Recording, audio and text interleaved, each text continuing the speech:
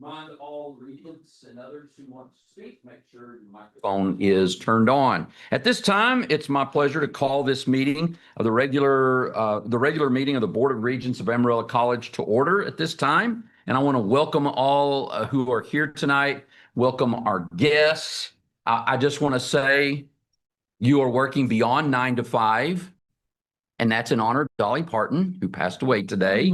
So my wife really took it hard. She goes, she's an American icon. And I had, not to get too deep in the weeds, but I was looking at some records yesterday, and it was Porter Wagner and Dolly Parton together. And I thought, well, that's pretty cool. I should have bought it yesterday. I don't know. But anyway, thank you all for being here tonight. At this time, let's stand for our Pledge of Allegiance. I pledge allegiance to the flag of the United States of America and to the republic for which it stands, one nation, under God, indivisible, with liberty and justice for all. Thank you. At this time, we have our prayer, item number 4, Jevin Bradley. And Amber, are you going to introduce Jevin? I am, yes. So thank you for being here. Absolutely. Another year. So exciting to be here with all of you. I am happy to introduce Jevin Bradley, a sophomore who is currently majoring in computer science. This coming spring, he plans to transfer to WT and finish up his bachelor's degree over there. While he is still exploring exactly what he wants to do with that degree, he hopes he can at least land something remote. And I don't blame him for having that goal. When he isn't studying, he loves hanging out with his group of friends from high school, whether they are grabbing a bite to eat, going for a swim, or collaborating on funny video skits. They write and record. They're just trying to live their best life. And we all. So yes, Dennis, thank you. All right, if y'all would bow your heads, please. Dear Lord, God, I just want to thank you for today, God, that we were all able to wake up, that we're able to be here today, God. I thank you for this opportunity. Lord, I pray that you guide this meeting, that you guide the board, unite them over the different topics that we're about to discuss here today. God, guide them, Lord, that it honor you and impact the campus in the way that is best fitting for your will and for the students here, especially, God. I pray that you just be with each and every single one of us throughout the remainder of today and the rest of the week and going just fresh into the school year, Lord, that you bless us, you guide our steps, Lord. Unite us, God, make this place feel like home. And I thank you again in Jesus' name. Amen. Amen. Thank you, Jevin. Bless you. At this time, it's time for, let me get my glasses out here.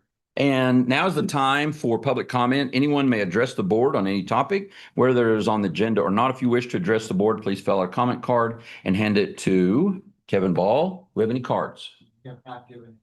No cards. Okay, we're going to go on then from item number 5 to item number 6, our SGA report.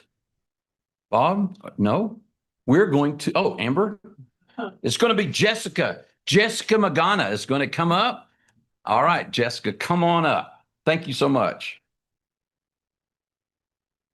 All right. Well, hello, everyone. My name is Jessica, and I am SGA president. This is my second year here at AC, and I am studying to major in psychology. I am new here in Amarillo still, so I am still getting comfortable with the whole town and AC, but so far I am loving it. But going on to my SGA report. As you can see here, so we've already had some events that we've had, and we still have a lot more to go. As for the pool night, it was canceled at first, but for it being on a school night on Sunday that we had recently, we had a really great turnout, as you can see. We still had a bunch of students bring lots of their family and other friends. It was a pretty great event, especially for ending the summer off and starting the school year. I think it was a really fun way to get a splash with all your friends and family. And just earlier today, we had our Badger Connect fair. That was a pretty great turnout. I would say, especially for my SJ officers and I, it was a really great start to our leadership for these new positions we're coming up to. So it was really fun to see all the new faces that we saw at orientations as well during the summer.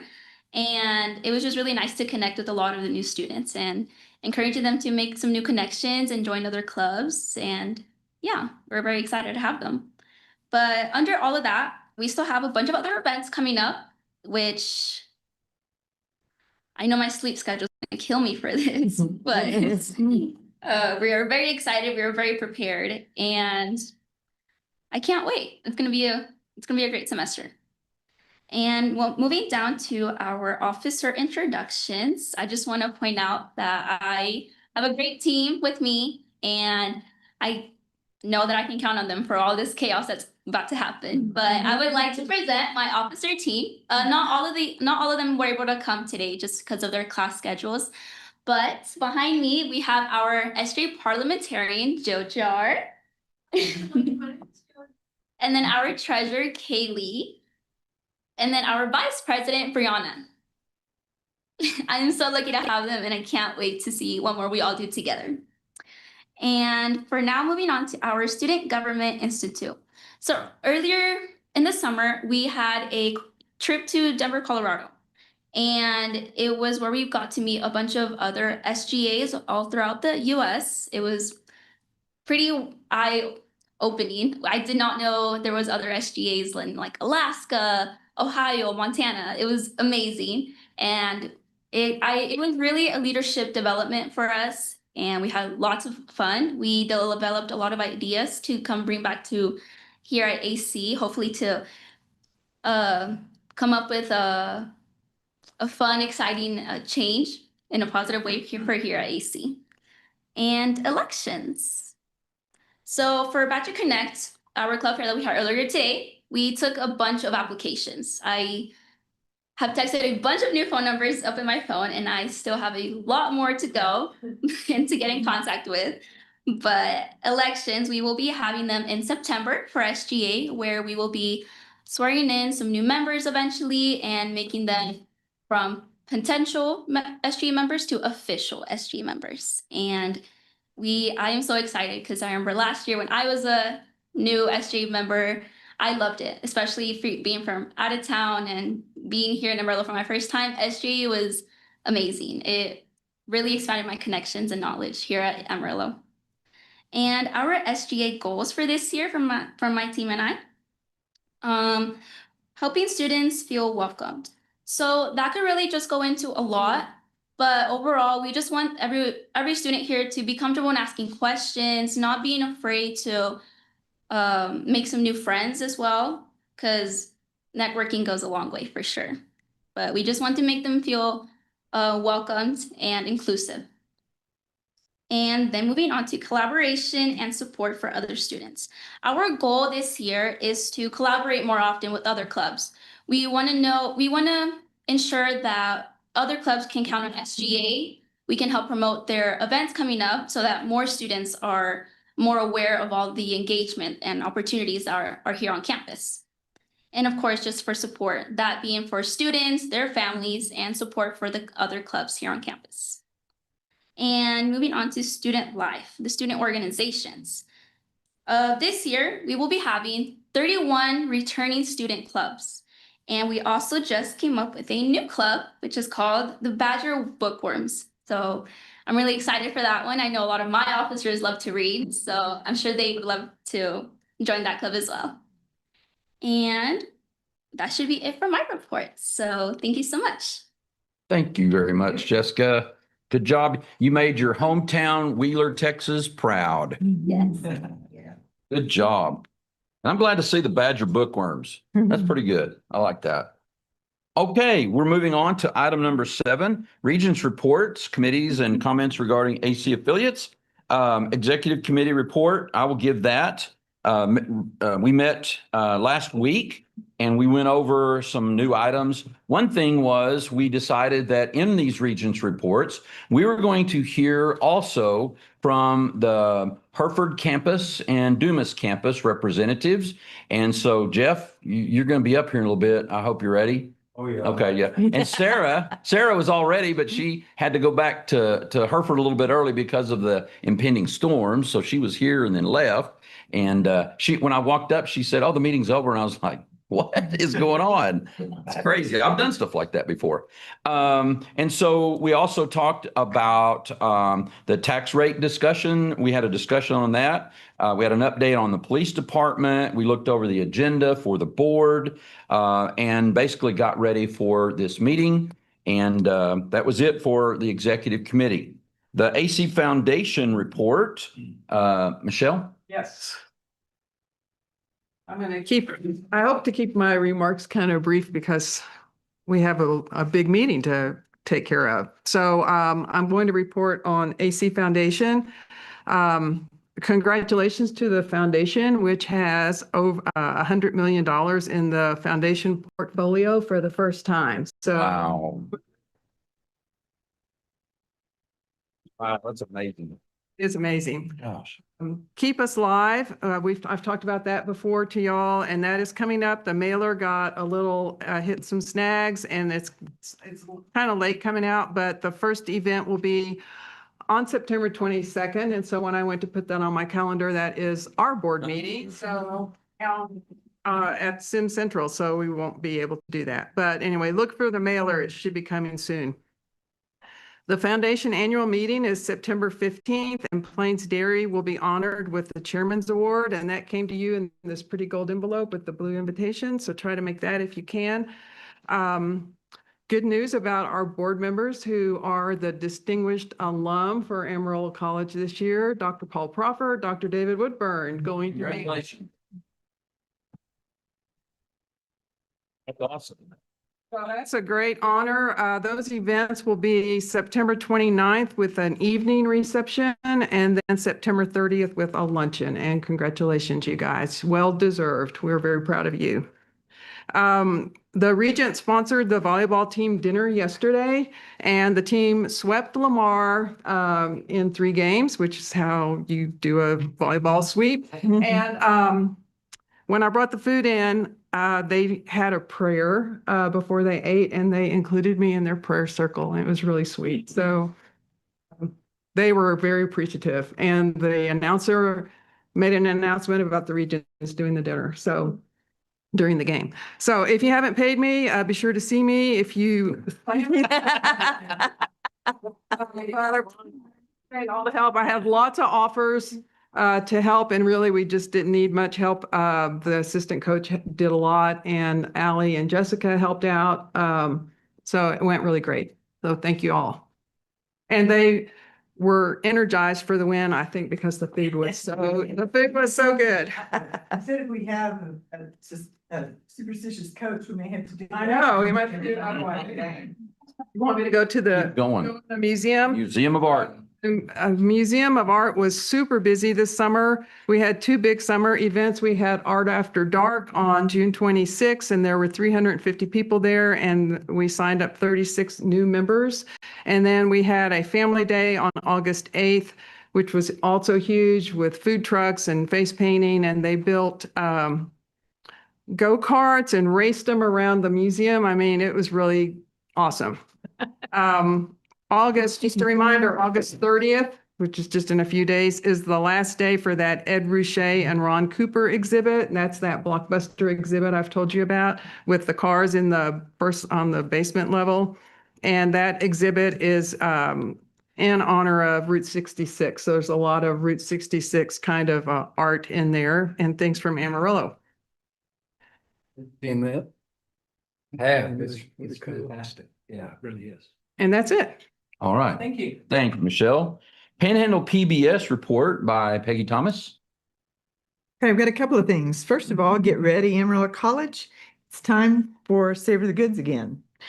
On October 1st, Panhandle PBS welcomes PBS celebrity pitmaster and chef Stephen Reichlin for another unforgettable Savor the Goods dinner at Arts in the Sunset's Legacy Room. The menu comes straight from Stephen's cookbooks and will be prepared right here in Amarillo by Tyler Frazier of Tyler's Barbecue, and that's good stuff. Cool. And folks, more than 110 tickets have already been sold, so you better not wait too long. It's going to be a smoking good time. Get your tickets at panhandlepbs.org/savor the goods. Again, panhandlepbs.org/savor the goods. We hope to see you all there for a fun evening with Stephen, Tyler, and such a great food. Also, I'm proud to share that Panhandle PBS, this just came in. This is hot off the presses. Panhandle PBS has been selected as an honoree for the 58th Public Media Awards presented by the National Education Telecommunications Association, or NETA. I'll get that straight in a minute. These awards recognize the very best work produced by public media, recognizing overall excellence.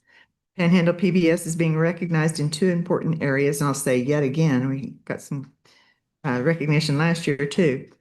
First of all, in the cultural category, we're being honored for Unmodified, Real People, Fantastic Worlds, a documentary that explores the culture surrounding tabletop gaming. We're also being recognized in the performing arts category for Cadillac Ranch, 10 Cadillacs, 10 movements, and one stunning performance. And it's an Amarillo Symphony collaboration inspired by one of Panhandle's most iconic landmarks. These honors are especially meaningful because the awards are judged by expert panelists within the public media, as well as professionals from outside the public media industry. Winners of the 58th Public Media Awards will be announced Sunday, September 13th. So stay tuned. And thank you. Congratulations to everyone at Panhandle PBS. All right. Okay, Peggy, thank you very much. Things are going great over there at Panhandle PBS. Tiers 1 report, Dr. Woodburn. Unfortunately, I missed the meeting, but I have what was on the agenda. Okay. And we actually have Drew Brasfield with us tonight if anybody has any questions, but they were reviewed the annual comprehensive financial report and the presentation for the tax increment reinvestment zone annual budget. So. All right. Well, thank you for that. And we'll go on to tiers 2, Denise Skinner. My time to Drew later. Later, because he's going to talk about tier 2, I bet you. Okay. And then tiers 3, Dr. Puffer. Our audit and budget meeting will be next Thursday. Okay. All right. Very good. And Annette, the policies, I bet you're going to be talking about that later. We'll be talking about them later. Okay. Very good. Finance Committee. Johnny. Met last Tuesday. We were introduced to Ramon, and we'll hear more from him here in just a few minutes, I'm sure.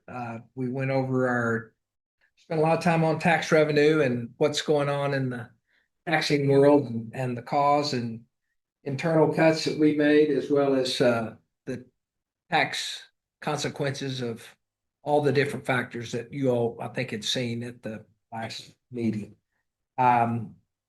We also talked about the president's incentive goal and attainment of those, and we'll talk about those later on in the agenda. And legislative changes impact tax ceiling definition, mostly around tax stuff. So that's pretty much the end of our discussion. And I know we'll be talking about a budget later. Yes. Thank you, Johnny. Legislative Affairs, Irene? We've been joining Zoom meetings recently from the state here in what others are, what's happening down in Austin. Okay, So good. it's been good information for us. Yeah, it's about to get hot and heavy, right? Okay, good. And Kat, do we have anything, Peggy? Nothing at this time? Okay, all right, nominating committee, nothing going on there, I'm assuming. And Hereford campus and Moore County campus, we get to have Jeff Turner present on some happenings at Moore County campus. Jeff? Well, this will be the first report, so, you know. Hey, evaluate me. it'll be better than the last one. Brief me later. Debrief me later. Jill Williams does send her greetings from Dumas. She informed me on the way down here that she was dropping her daughter off at college in Austin presently. So prayers for her. That's not. I just did that with my daughter, and that's tough. So, Yeah. These were the items that she gave to me. Advanced manufacturing has a new cohort of 20 students, which is up from previous year. In fact, I'm not sure how long Jill's been in that role, but she says it's the most they've had since she's been in her role. I think that's a year or two. Anyway, the numbers are up in advanced manufacturing. The campus is offering GED and English as a second language classes, both in the mornings and evenings. So it sounds like they have enough students to kind of make that work. There are 12 Badger-bound students that have started classes this fall. And in the Quest program, is Quest unique to Dumas? Yes. So everybody know what Quest is? That's the Dumas Educational Foundation and kind of, okay. 117 students involved in Quest this year.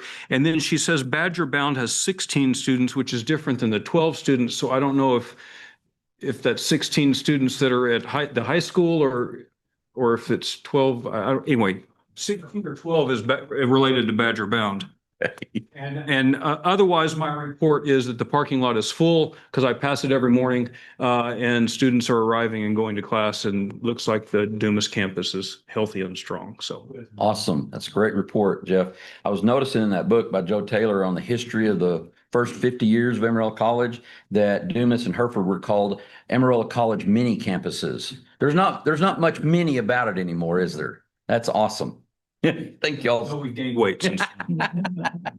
Okay, item number 8, the introduction of Ramon Suarez. Dr. Connor will give us a complete and thorough understanding of what we did in hiring our new VP of Administrative Services.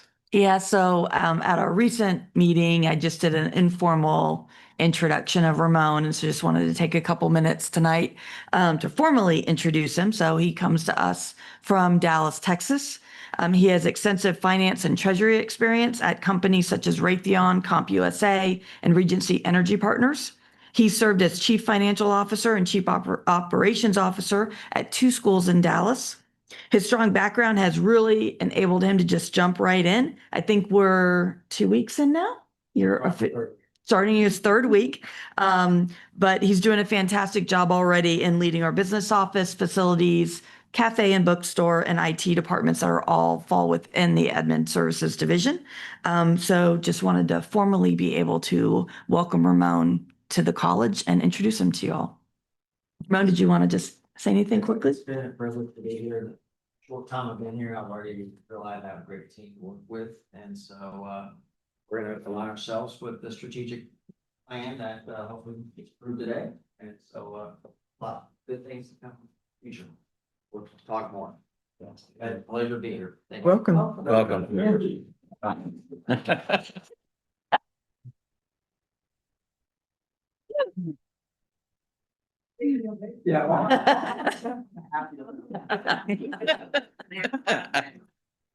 That is so bad. Okay. All right. Dr. Connor, if you would continue with item number 9, your president's report. Sure. And it's been 2 months since our last meeting, so covering double the time. yeah, I tried to tailor it down. We have lots of great things going on Yes, now. we did. We held convocation last Thursday, and I want to thank the Regents who were able to join us. Our vice president shared updates from their divisions, including the Direction of Human Resources and the Innovation Outpost. We also spent time discussing our proposed new mission, vision, values, and strategic plan. I was especially encouraged by the thoughtful input from our faculty and staff as we think about what Amarillo College will look like as we achieve Dream 2031 and begin building the plan to get there. Yesterday was an exciting day as we welcomed students back for the fall semester. On day 1, our total headcount reached 8,914 students, which is a 3.2% increase over the first day last year. In addition, our students are taking more credit hours. They're up 1.4% from last fall. Our current fall-to-fall retention rate for the FTIC 2025 cohort is 58.09%. So that's a little below the more than 60% that we saw with the FTIC 2024 cohort, but it's still higher than each of the 3 years before that. We're still enrolling students for the second 8-week courses, and our teams are actively working to support those students. So we're hopeful we're going to be able to reach that 60% by the end of the semester. Another number I'm excited about is the 270 students beginning their first year at Amarillo College, having already earned at least 15 hours of college credit through dual enrollment. 219 of those students are part of Badger Bound, and another 51 are not technically Badger Bound, but most likely covered by Thrive, because we saw some of those students that are coming through. That means we have 100 more students than last year beginning their first year with us, already carrying 15 hours of college credit. That's a tremendous accomplishment, and it speaks to the impact of the work that we're doing to help students get a head start on their education. We're also seeing a really significant shift in the percentage of our students attending full-time. We have now surpassed the 50% mark, with 52.63% of our students attending full-time this semester. That's up from 45.07% last year and 35.84% the year before. We know that students who attend full-time are much more likely to successfully complete college than those who attended part-time, so this is a huge milestone. A few factors driving this change include our amazing academic advising team, shifting the default mindset to full-time enrollment, and recent federal aid policy updates actively encouraging full-time status. We're seeing the impact particularly in liberal arts, STEM, business, and CIS. Our surge in East Campus enrollment is also contributing because nearly 90% of those students attend full-time. Also, our average student age has decreased to 24. With the city under stage 1 drought water restrictions, the college has already reduced the amount of watering we're doing on our established days. If the city must move to stage 2 drought water restrictions, AC will reduce watering to twice a week on Mondays and Thursdays. If we reach that point, I want the board to be aware that we may see some loss of grass due to the reduced watering and the stress on the turf. We take great pride in maintaining beautiful, well-kept grounds and know how much they add to the campus experience. At the same time, we understand the importance of conserving water and doing our part for the community. We'll continue to care for our campus as best we can while being mindful of our water resources. On August 20th, Innovation Outpost facilitated a Grow with Google AI for Small Business event at the First Responders Academy. The event brought together small and medium-sized business owners, employees, and community partners for hands-on training focused on practical ways to use artificial intelligence in the workplace. Participants learned how to use Google Gemini to analyze business challenges, develop effective AI prompts, brainstorm solutions through prompt chaining, create personalized AI action plans, and build reusable prompt libraries. The training gave attendees practical tools and real-world examples they could apply immediately within their organizations. The event also created opportunities for networking, community-based learning, and direct engagement with AI experts, helping local businesses better understand how AI can support productivity, problem-solving, and business growth. I want to highlight some wonderful work happening through Panhandle PBS. In July, PBS Daily Clips interviewed Kevin Ball, and the resulting article was distributed nationally to PBS stations across the country. It did a beautiful job of describing the special role Panhandle PBS plays in the Texas Panhandle and the close relationship the station has with Amarillo College. Kevin talked about how Panhandle PBS has grown into a trusted community resource while also providing our students with valuable hands-on experiences. The story highlighted the way our station tells the stories of this region while also bringing the best of PBS to our area. It also recognized the thoughtful and proactive way our team has navigated the loss of federal public media funding and is working to make sure Panhandle PBS remains a strong community asset for years to come. They also did a story on our Chalk It Up Sidewalk Festival, which was another great success this year. I want to take a moment to thank Kevin for his leadership. He's done an outstanding job navigating a challenging time for public media, and I'm incredibly proud of the way he represents both Panhandle PBS and Amarillo College. In early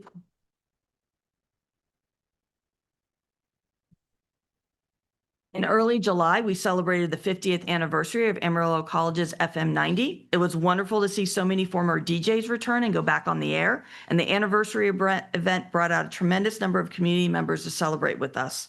The team did a fantastic job creating a fun and memorable event with merchandise, station tours, refreshments, and a live DJ set with Electric Evan. It was a great celebration of an important part of Amarillo College's history and our community. Last week was another very special occasion as we honored the Turk family for their incredibly generous gift of over $760,000 to support Amarillo College volleyball. This gift will benefit 3 funds, including an endowed volleyball scholarship honoring Madison Kellogg, who was one of our players during the first year we brought back athletics to Amarillo College.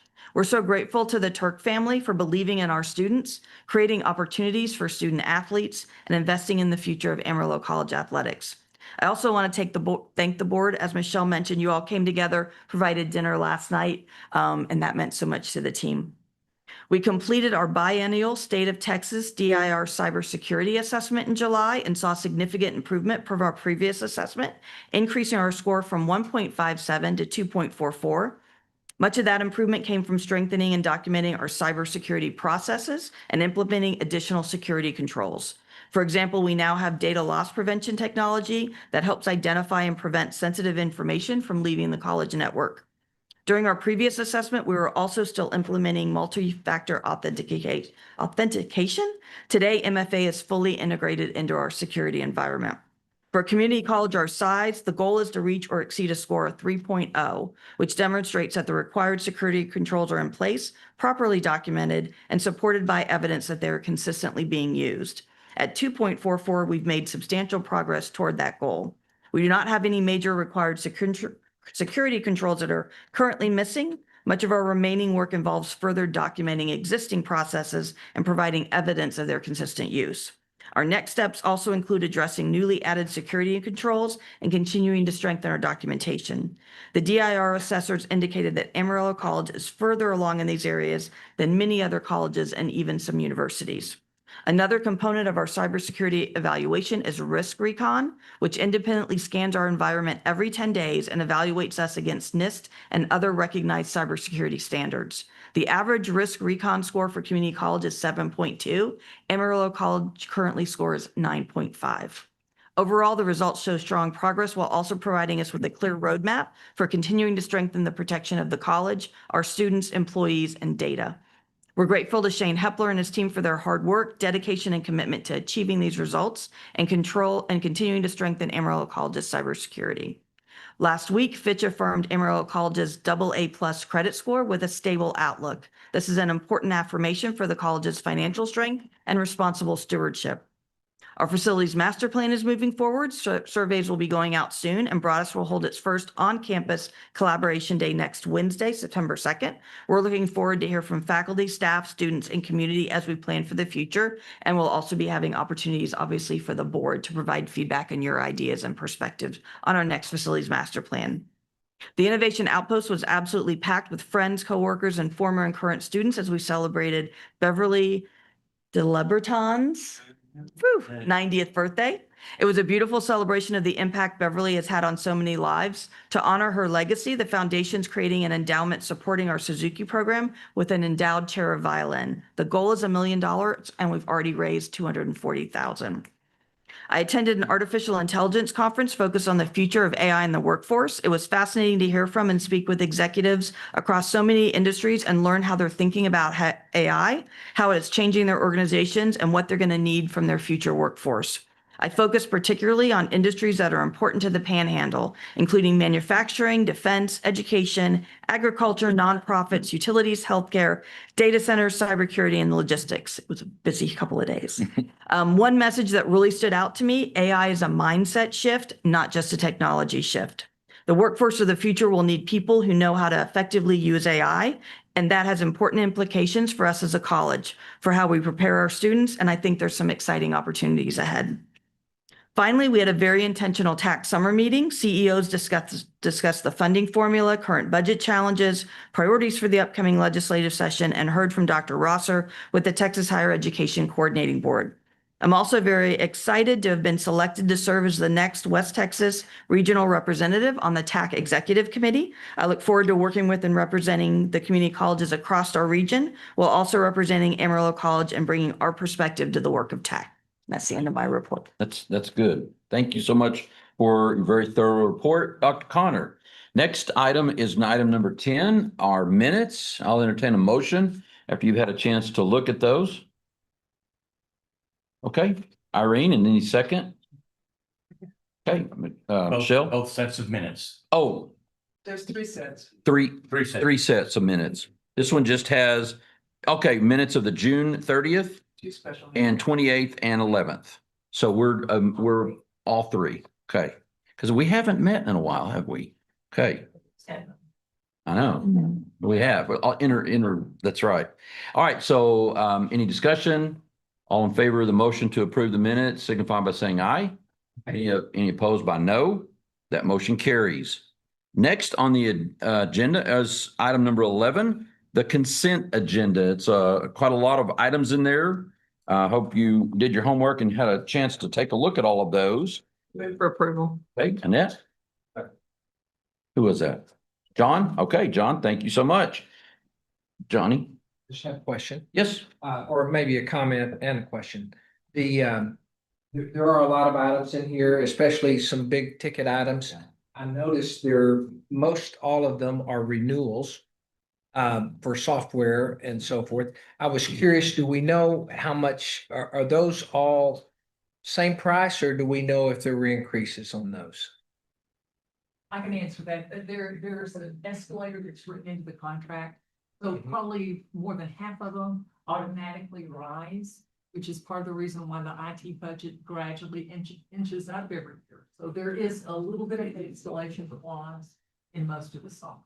And we did include those in the new budget. So those were incorporated into the budget. But I mean, is that a guess? I mean, 5%, 10%, would you guess in general that they're escalating, or do you, I mean? I don't know, Johnny. I can find out. Well, I was just curious, just because there's a lot of big ticket items, and I'm just curious how much they're increasing by. And recall that these are contracts that we've already approved. Just in the interest of transparency, we're putting it on the consent agenda to approve the payment of what we've already agreed to pay. Yeah, I hear you. They're budgeted already too. Yeah. Well, or they're paid by grants. I mean, there's a couple in there, they're paid by grants, so. Okay, thank you. Are we doing anything to ensure that as we move forward and things are added, that we don't duplicate any services along the way? Yeah. Okay, I want to just make sure, because there are a lot of things in here, and I tried to look up some of the information, and I thought I knew what it was, but I just wanted to make sure. Well, and especially now with Ramon starting, that's something we've already talked about as well, that he'll be taking a look at all of that. Okay. So, Yeah, we've already reviewed a 6-year roadmap. Okay. To things and enhancements, so forth and so on. Okay, there'll be more to come on. Okay, and I noticed some of this has to do with our online presence of our online classes through Blackboard, et cetera. So this is important. We need it. We need all of these, but we just always want to make sure that we're not paying for extra that we're not using. So. And that's been one of the things that got changed recently, where all technology will go through the technology department. So that way you don't have one-offs. Good. Where. Yeah. So they're not siloed. Exactly. Okay. So we'll have a clean view of what is actually, what it takes to run the service. Perfect. Excellent. Okay, so we've had a motion. I believe it's been seconded. All in favor of the motions, please signify by saying aye. Any opposed by no? All right, that item number 11 carries.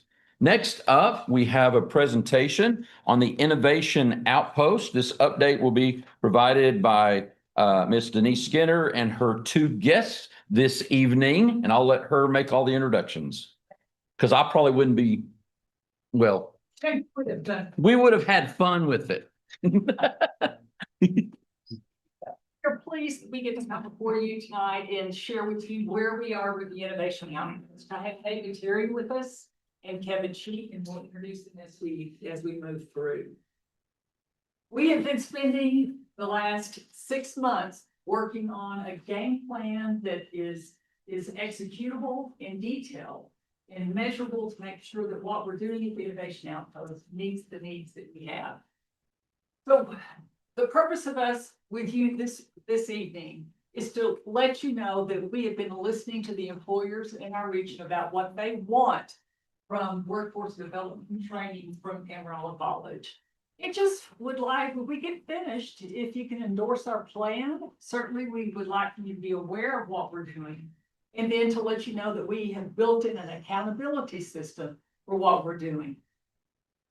David Terry came on board right before Christmas.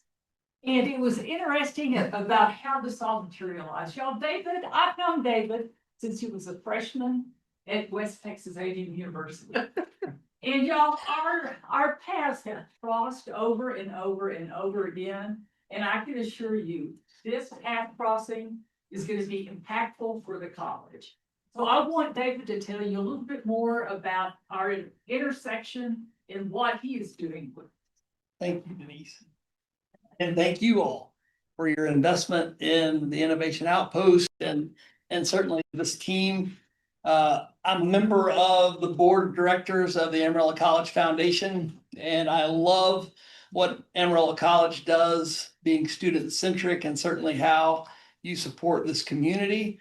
At Dr. Connor's investiture, I woke up with the epiphany to just ask Denise what was happening at the Innovation Outpost. For 25 years ago, we started the WT Enterprise Center. So I understand what it takes to do an innovative program in a higher education institution. So I was naturally drawn to what the Innovation Outpost was doing, what it was here for, what it could do for this community, for the school.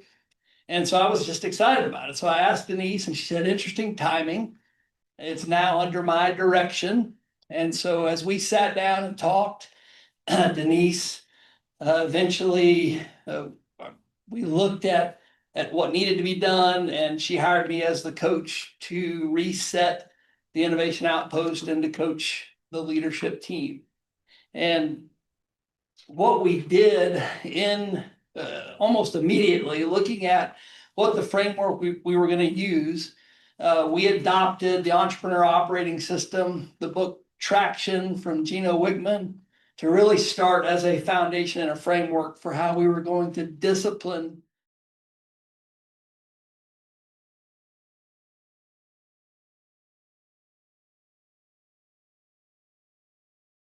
January to today. We started the Entrepreneur Operating System by listening. And we wanted to listen to employers. We've had over 32 conversations with employers, stakeholders, men like Eddie Bradley and Alex O'Brien. Out of that, we listened and gathered 7 themes that we focused on Before, several years ago. And within the context of the Entrepreneur Operating System, we developed 15 rocks, and we had about 26 issues that we needed to work for.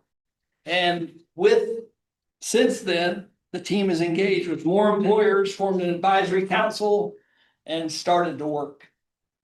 The 7 themes that I think would be important to you this evening. Number 1, our employers need training in weeks, not months or semesters.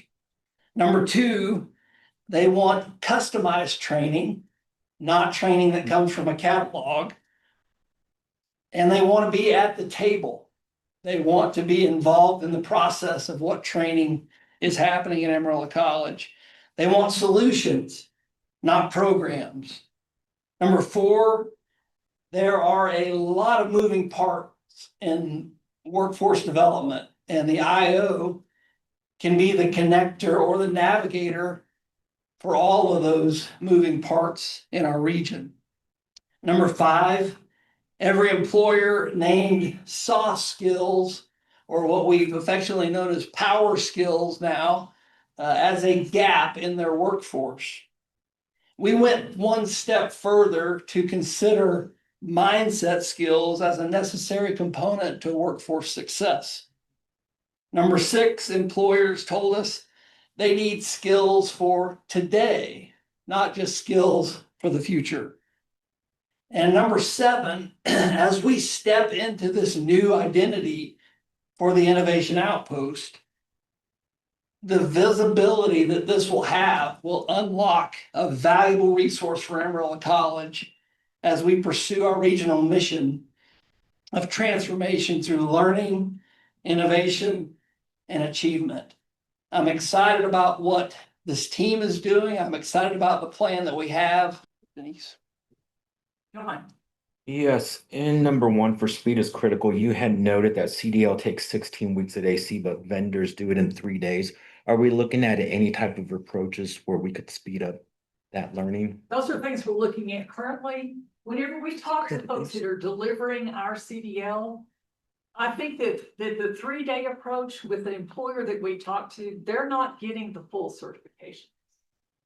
And where we need to make sure is that when we train someone, that they are portable to go to different industries. Could we speed it up? Maybe, but we did speed it up when we went to 8 weeks. Can we look for a way to deliver it even maybe shorter, maybe a different method? But the instructors that we have currently, John, they don't want to go to a three-day model.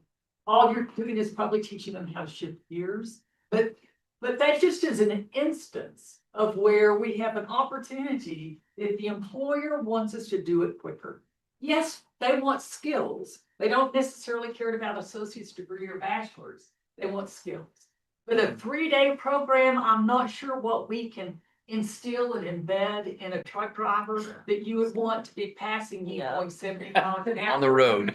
John, That is. And Quality.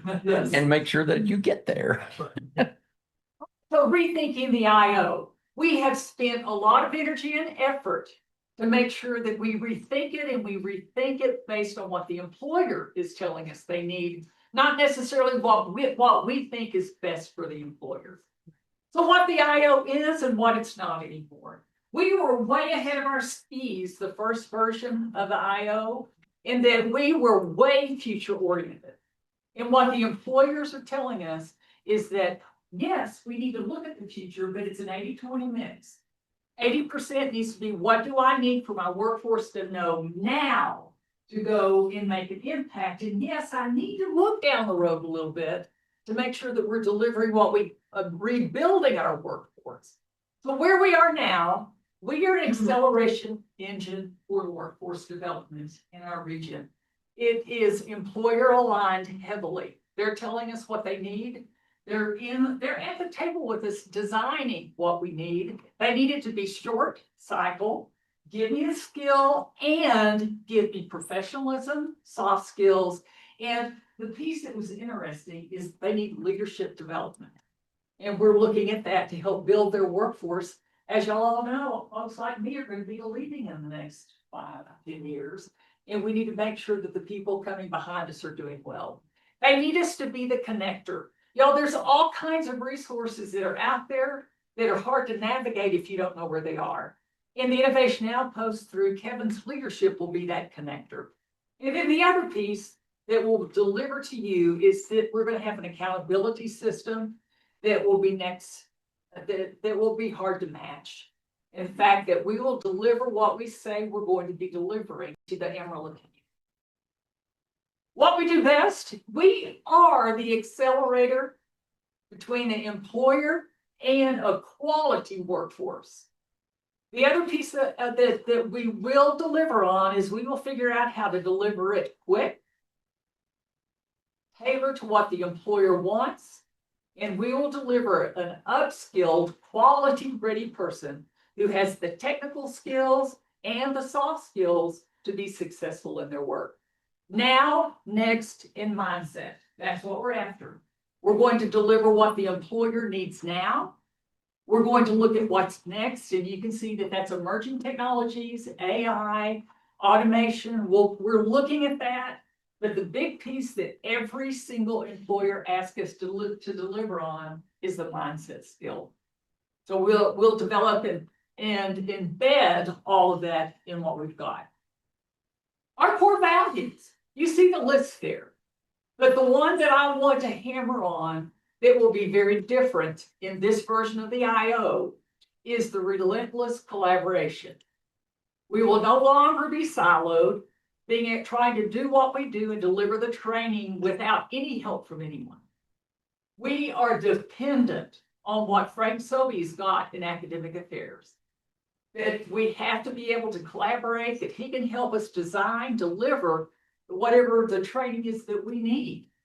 We're going to collaborate with AEDC, Texas Workforce Commission, Panhandle Regional Planning Commission, all of the people that are in the business of workforce development will be at the table with us and inviting them in to help us. So the relentless collaboration is the piece that I think you're going to be impressed with. With the entrepreneurial operating system, Putting the people in the right seat is game one. If you don't have people that are in the right seat doing the right work, then it doesn't work for you. So we have two main roles. We have the visionary, which is me, the advocacy work, the stewardship, the brand ambassador, what the public sees, that will be me. The integrator, that's the person who is in the factory making the widgets. You've got to have somebody that makes it. We can go find it, but we have to be able to make it. And so Kevin is the integrator who is on the ground delivering what we do at the IO. And there's 4 other main seats that you see. We have to have marketing and outreach. We've got an individual there collaborating with Kevin's team. We have to have a business development and an employer liaison. We have a team working on that. Once we've identified the training we need to deliver, we need program coordination that will develop that training and deliver it. And then a huge slice of this pie is grants. There's all kinds of money at the state and federal levels where we can deliver the training, and they're going to give us the money to do it. And we will be the connective tissue that helps the employer get to that funding. A decision that we made early on is that we put the AVP, the Associate Vice President of the Innovation Outpost. We originally posted that. We've got that on hold now. Kevin and I collaboratively will take on that role. We will put the system in place with David's help. And that we will have a model that's doable, that is it's articulated what has to happen, when does this have to happen. And then after we've run the model for at least a year, then we'll reevaluate, who else do we need to bring on the team?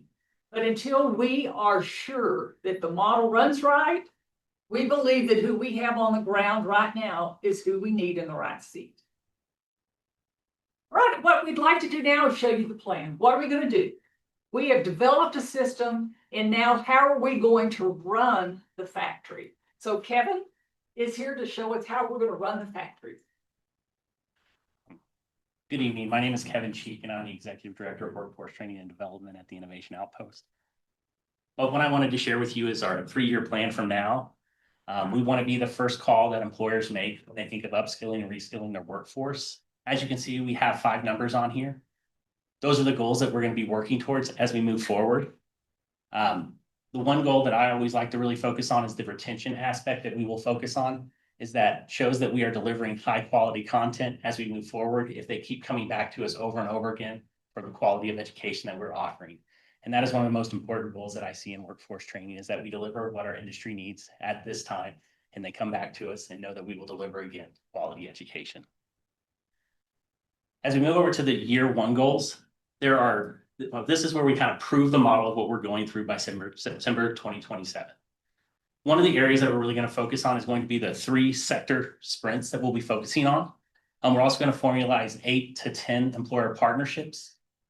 One of the areas that we're going to be hitting is our revenue target, but that's really not the whole story that I like to focus on. I like to focus on the loop back that we're going to develop into the system, is following up with the employers that we do training for, with feedback and one-on-one sessions to have those conversations to make sure that what we're delivering is right.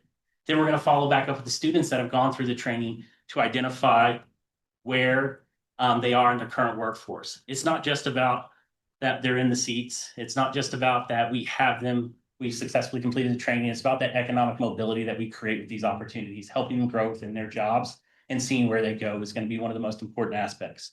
But those are really where we're focusing on for our year 1 goals. But as you can see, and you could read through it, those are some of the areas that we've identified. And then the next one that we're going to focus on is how we know we're on target. We've identified 5 areas that we're focusing on. These 5 areas we report on every Tuesday. We report on our revenue, we report on our training, we report on our seats, we report on response time. That is how we identify if we're on target with our overarching goals. I will report that back through my team to our leadership team, Denise and David. And what we do is if we're in the green, we know we're good to go. If we're in the red, we know where we have to identify. So it kind of gives us an up-to-date, on-time target of where we're going to hit our overarching goals that we've identified for this next year. And with that, that's kind of where I wanted to pass it back to Denise. But It's very direct. And then this will report up to our quarterly reports that we will share with everybody. Can I ask a question? What is an example of a sector sprint? And what are our skills? Are those the soft skills we're talking about? Yes, ma'am. Okay, but for example, what is a sector sprint? So we've done different sector sprints. So one of them we're focusing on is AI. So that is a sector sprint. It's like a 4-day series of classes that we'll run. Currently right now, we call it the Panhandle Leadership Academy. So we have that offered this fall. And that is a sector sprint that we created based off the feedback from our industry. And it's designed to create that opportunity for people to move from the floor up into those management positions. That is one sector. We're working on one for AI, and that's something we'll be working on. Hopefully have it ready to go sometime in the fall.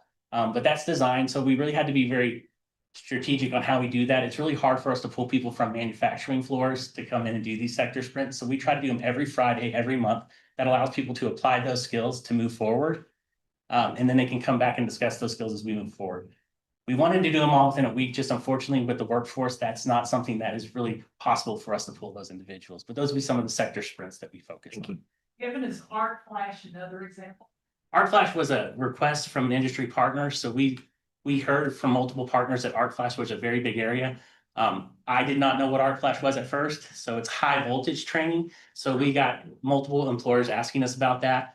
So we decided to create an open enrollment course for that. We offer one in the spring, one in the fall, and one in the summer.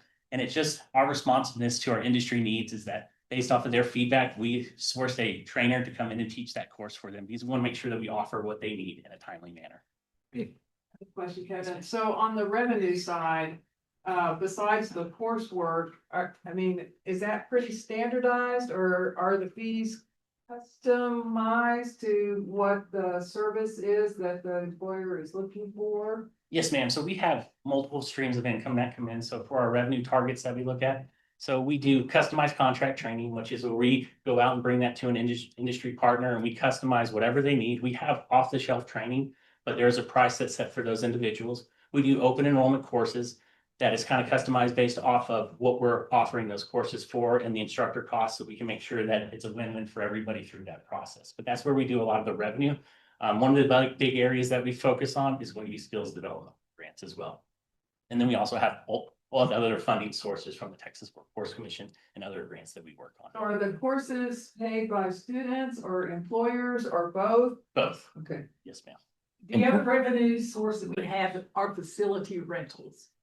And that our space is used a lot.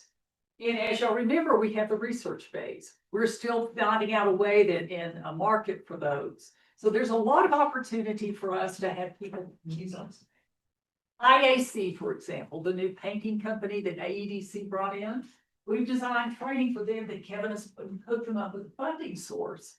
So it's a great way for the new businesses or existing businesses to come to our market and be able to get the training they need for whatever the skill deficit is for them. As the Texas workforce is paying for it. And we provide the training and the opportunity and set up the whole infrastructure to make it happen. Soft skills, you feel good? Yeah. Okay. All right.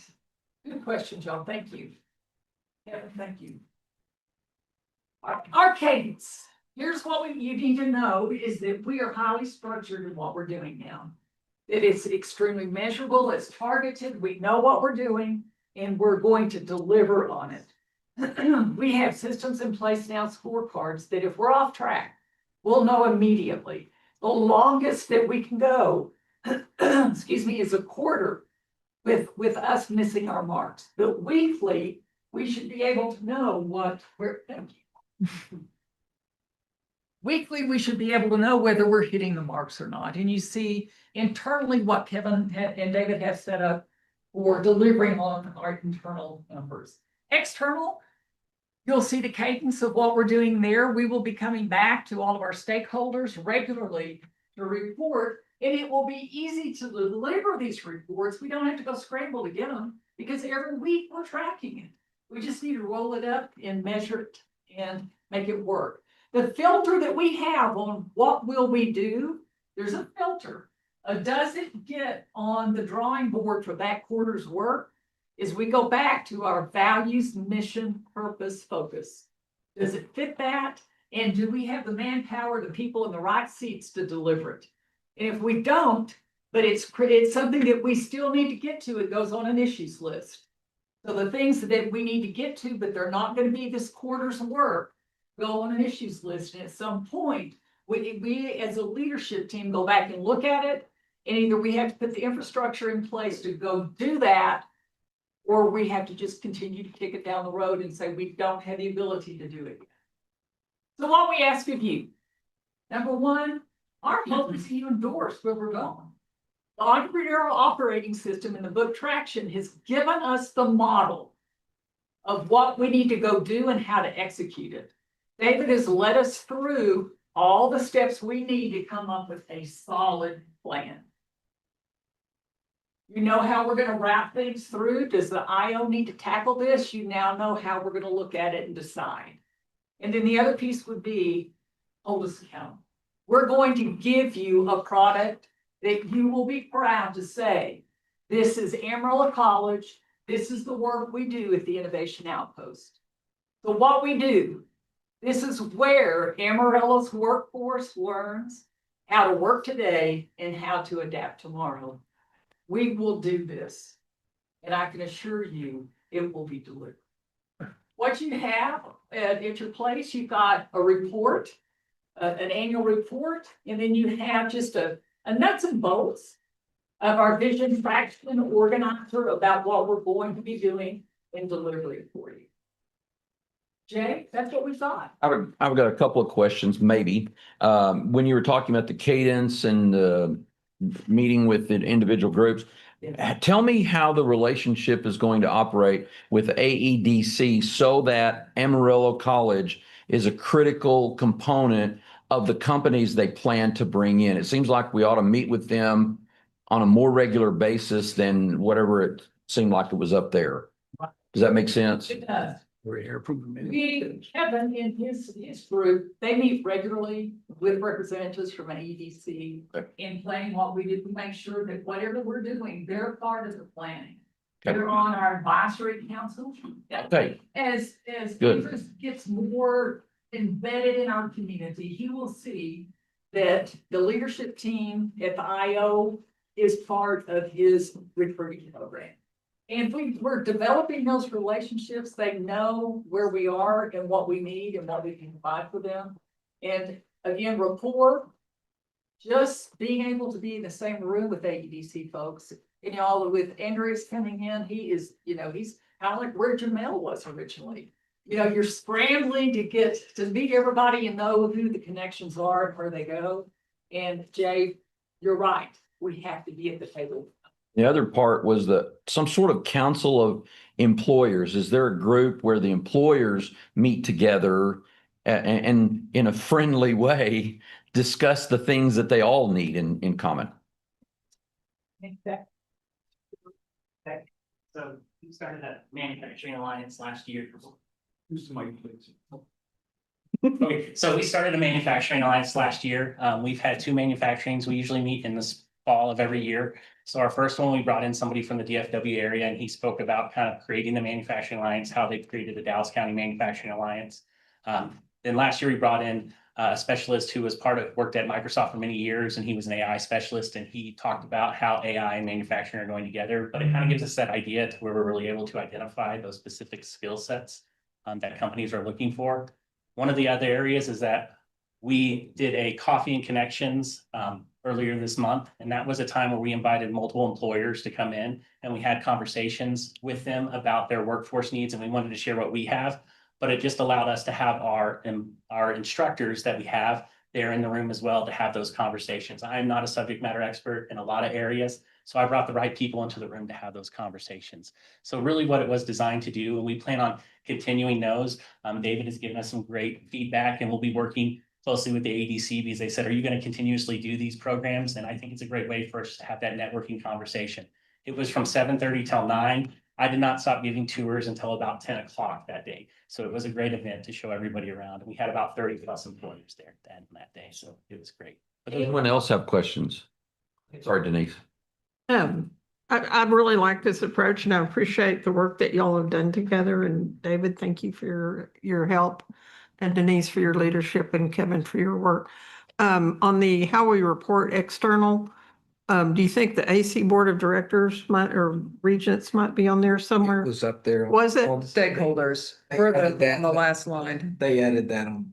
It's not on this. It's not on that one. Oh, good job. Yes, it is. Good job. They caught it before we said it. Oh, we saw it. Good. Good deal. I'm just glad to see a direction for the IO, and because as you know, I was in that first cohort. Yeah. And I felt like it was a bit of spaghetti thrown at the wall before it got wet. Well, And so I'm glad to see this direction. It's tangible.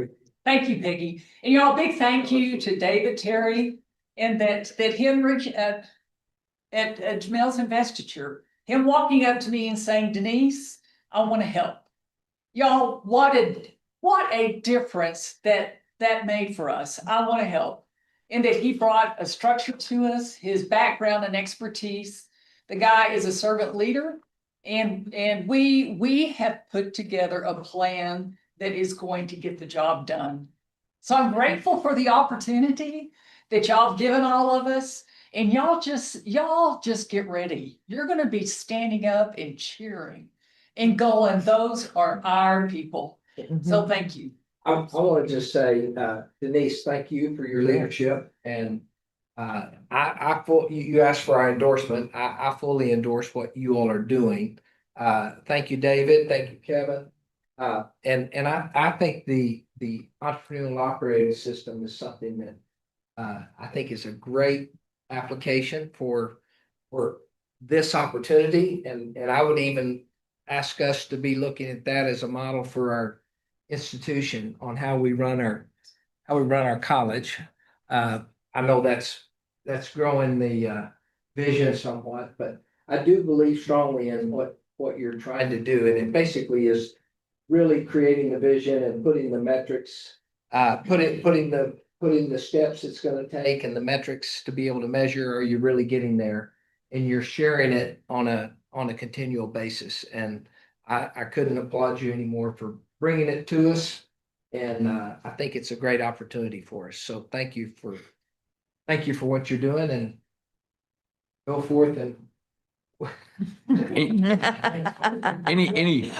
that you got to do this. Live long. Anyone else want to say something? I'm just super excited for the effort and all the work that you put in, the collaboration. And I own a business directly across the street from the IO, and it always depresses me whenever I'm out there. And I don't see a lot of activity going across the street from where I'm at, but I'm really excited for this. John, you're seeing more. And every day there'll be more cars in the parking lot. And y'all, Kevin Cheek is going to do a great job for us.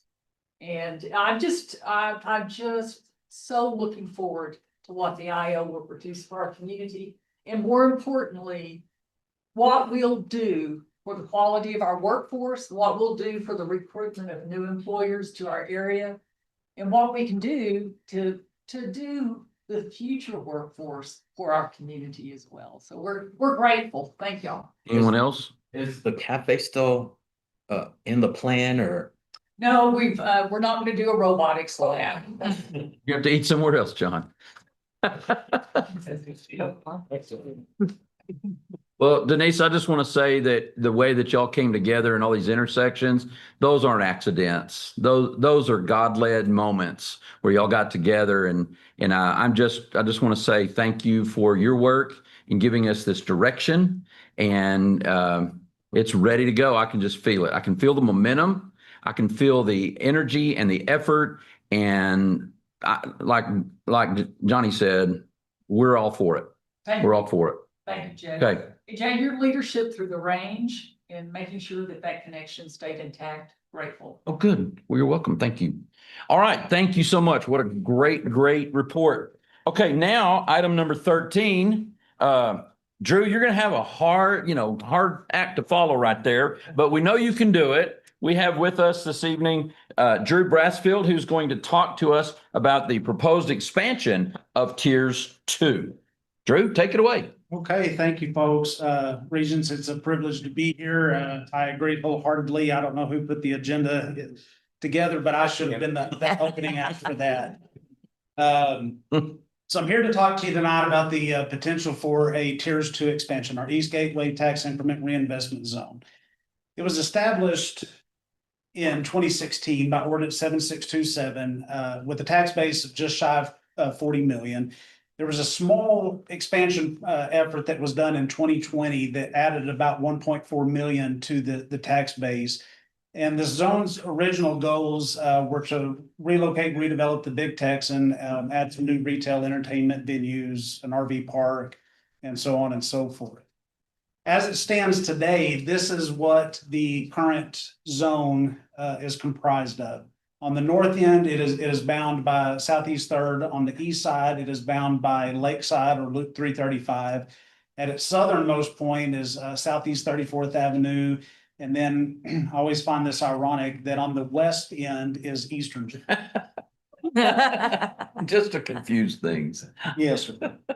So currently, the zone is a mix of vacant and undeveloped land. It's got some retail, hospitality, and limited residential development. It's about 1,300 acres, and about 75% of this zone is undeveloped, vacant property at this point. In 2025, the most recent completed tax year, the zone's value was just north of 117 million.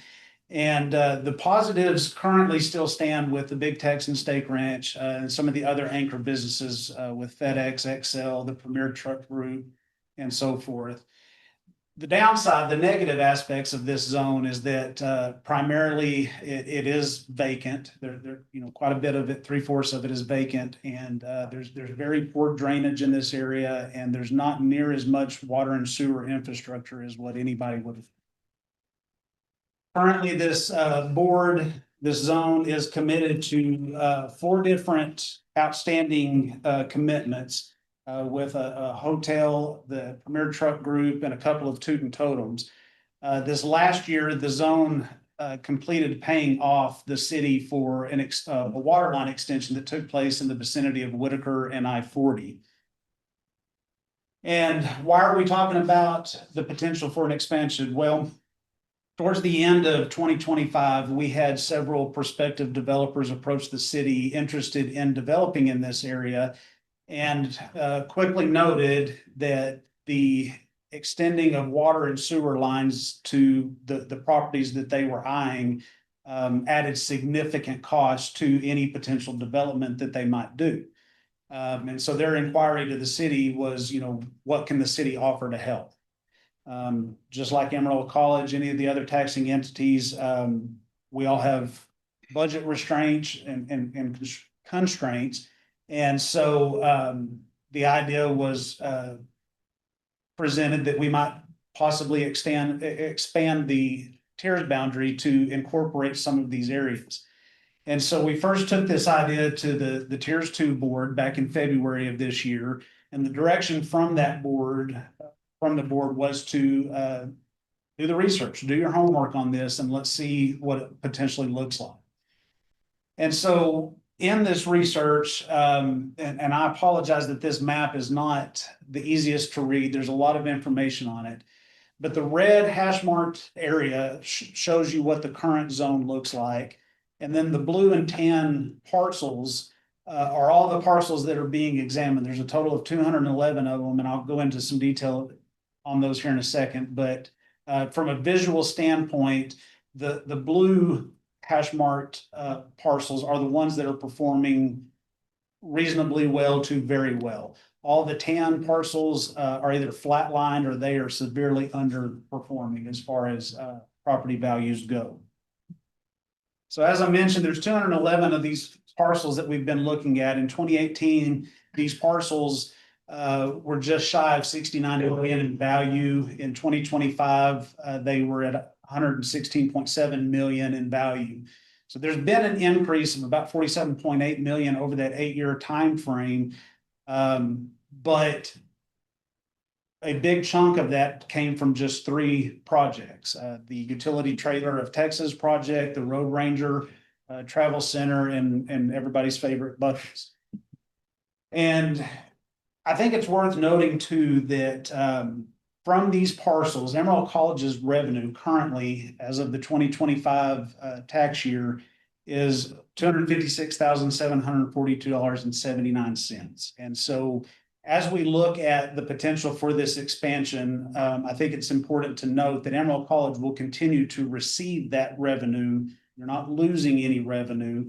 Anything that is developed and increases the value of any of these parcels, so anything above and beyond its current value, that portion of the tax value would go into the tax increment fund.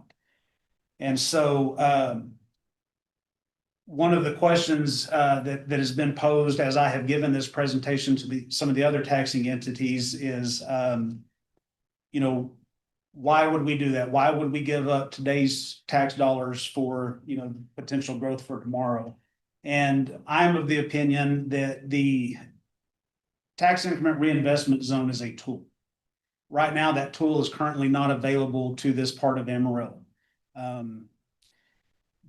We do have state statute that, you know, spells out what can and cannot be part of a tax increment reinvestment zone. And you wouldn't want one that is citywide, because those tax dollars do need to go for things like public safety, water, sewer, and that kind of thing. And so with that, I just wanted to reiterate that Amarillo College would not lose anything. This would not cost Amarillo College anything. You are deferring the capture of that incremental growth to the end of the zone, which would be 2046 in this case. So to wrap this all up in a nice, neat bow, we're going to continue to our research on each of these parcels. We do feel that one of the primary ways that this zone could be utilized is to reimburse the city for the extension of water and sewer mains to a lot of these parcels that currently don't have it available to them. It would also aid in some of these projects that have already expressed their interest in building in Amarillo. This is not speculative. This is project owners that have come to the city and said, look, if we can get this tool, we will bid. And to me, I think it creates so much more potential for growth in an area of town that is completely stagnant at this point. Our next steps, tonight, the goal is to get feedback from you. What things would you like to see? What concerns do you have? Anything like that? We will package that up with the other comments that we have received from the other taxing entities, and then we will present this to the city council with a request for a new ordinance that would expand the boundary. It's also important to note that we are only requesting a boundary expansion. We are not requesting a time extension. Again, this zone ends in 2046. It will still continue to end in 2046. And then if the city council does pass that ordinance, then our next step would be to come back to the other taxing entities and request participation agreement similar to what you all had done in the past. And so with that, I will open this for discussion and questions. Drew, it was a little hard to determine how far out those partials go. Yes, from so your slide. There's the. And that's a good point. Thank you, Mr. Betancourt, for pointing that out, that the eastern boundary would then become the eastern city limits. This would go out, Buc-ee's for reference is at the intersection of Airport Boulevard, Jewett, Atterbury, and I-40. It would go well beyond that to the east city limits. On the south end, the southern boundary would then become the Potter County line, and the northern boundary would remain Southeast Third, and ironically, the western boundary would still be eastern. So is the Big Texan going to relocate? I don't believe so. Because that, I thought that was part of the original. My understanding is that was part of the original goal of this zone. Also, my understanding was that there was going to be a large sports complex built in the east zone that is now going in our South Gateway tax increment reinvestment zone. And so I think there may be some priority shifts just that have happened organically through, Yeah. through this process. Okay. Do you know if there's any plans for additional like residential housing in that area? So one of the things that this boundary expansion could afford is the ability, again, for the water and sewer extensions. There are multiple pre-platted, the plats exist, residential neighborhoods, for lack of better terms, that currently have not developed because, again, the cost associated with extending those main lines is prohibitive to that development. And so we feel like this would potentially open a lot more doors for residential development in this part of town. Drew, the housing development that Highland Park is putting in is still further north. Yes, ma'am. correct? Correct. So there is a huge housing development that Highland Park is putting out by the industrial zone, isn't it? Just north of the Amazon warehouse. Yes, ma'am. On the west side of. Oh, it's north of there. I was just curious, I mean, with Sunrise Elementary closing down, there's some concerns from some of those residents that live there. This is, Emerald ISD, Highland Park ISD, they don't financially participate in these zones, but any development in this area would be an immediate benefit to those school districts because their incremental growth is immediately captured and taken in as revenue. Okay. Any other questions? Yeah. What would be the arguable downside? If someone was arguing against you, what would they argue would be the downside? Trying to think of what the politically correct way of it.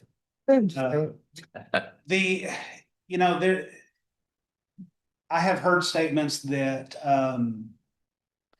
that property values have been artificially deflated in this area. I don't see how that would be possible because, the Potter Randall Appraisal District had no idea that we were initiating this research. Certainly had no idea how far back we would take our research. And so, to me, I don't know of a legitimate downside to this other than any new growth. So as an example, if, say another Buc-ee's were to come in and build, well, with a project that significantly increases your property value as much as something like a Buc-ee's did, then at that point, again, you're deferring taking that incremental growth in as revenue, and you're not going to see as an immediate impact on your budgets as you might had it happened organically without one of these zones in place. But that's not really a downside because it wouldn't have happened. So. Yes, sir. I agree. We're looking at the future. Make a positive. Do you want to continue collecting the nickels and dimes and nothing happen? Or do you want to continue collecting those nickels and dimes knowing that in 20 more years, you're going to be bringing in $100 bills? Yeah. So, I very much feel like I'm preaching to the choir, especially after listening to the Innovation Outpost. I mean, this is a very forward thinking room. I realize in education, the whole premise is you're planting trees under which you'll never sit in the shade of. So That's right. that is very much economic development as well. And so I consider it an honor and a privilege to be presenting to all of y'all tonight, and I need to come hang out with y'all more often. Thank you for playing. Devil's advocate, absolutely. Drew, thank you so much. You That's bet. great report. You did a great job. Thank you. Thank you. Appreciate you. All right. Now we move on to make sure item number 14, the approval of the mission, vision, values, and strategic goals. I'm going to turn it over to Dr. Jamil Connor. Thank you. And we will be voting on this. Yes. And so what I've done, because I have several presentations tonight that you all have sat through my full presentations.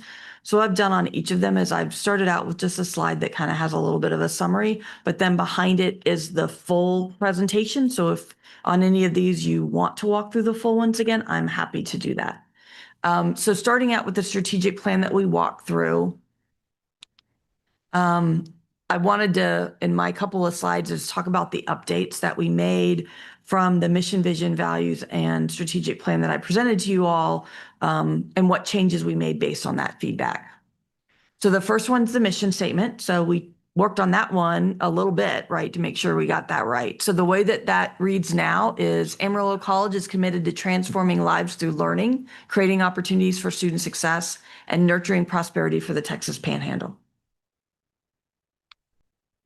The next one related to empowering all students to achieve their purpose. And there was definitely some conversation that in addition to everything else that we had there, the student experience is also really important. And the engagement of our students is what's going to help propel them achieving their purpose. And so within this statement, and I've underlined it, I added strength and engagement as part of it. With the sub goals that we have, that's absolutely going to be a part of that anyway. And so wanted to make sure that that was reflected.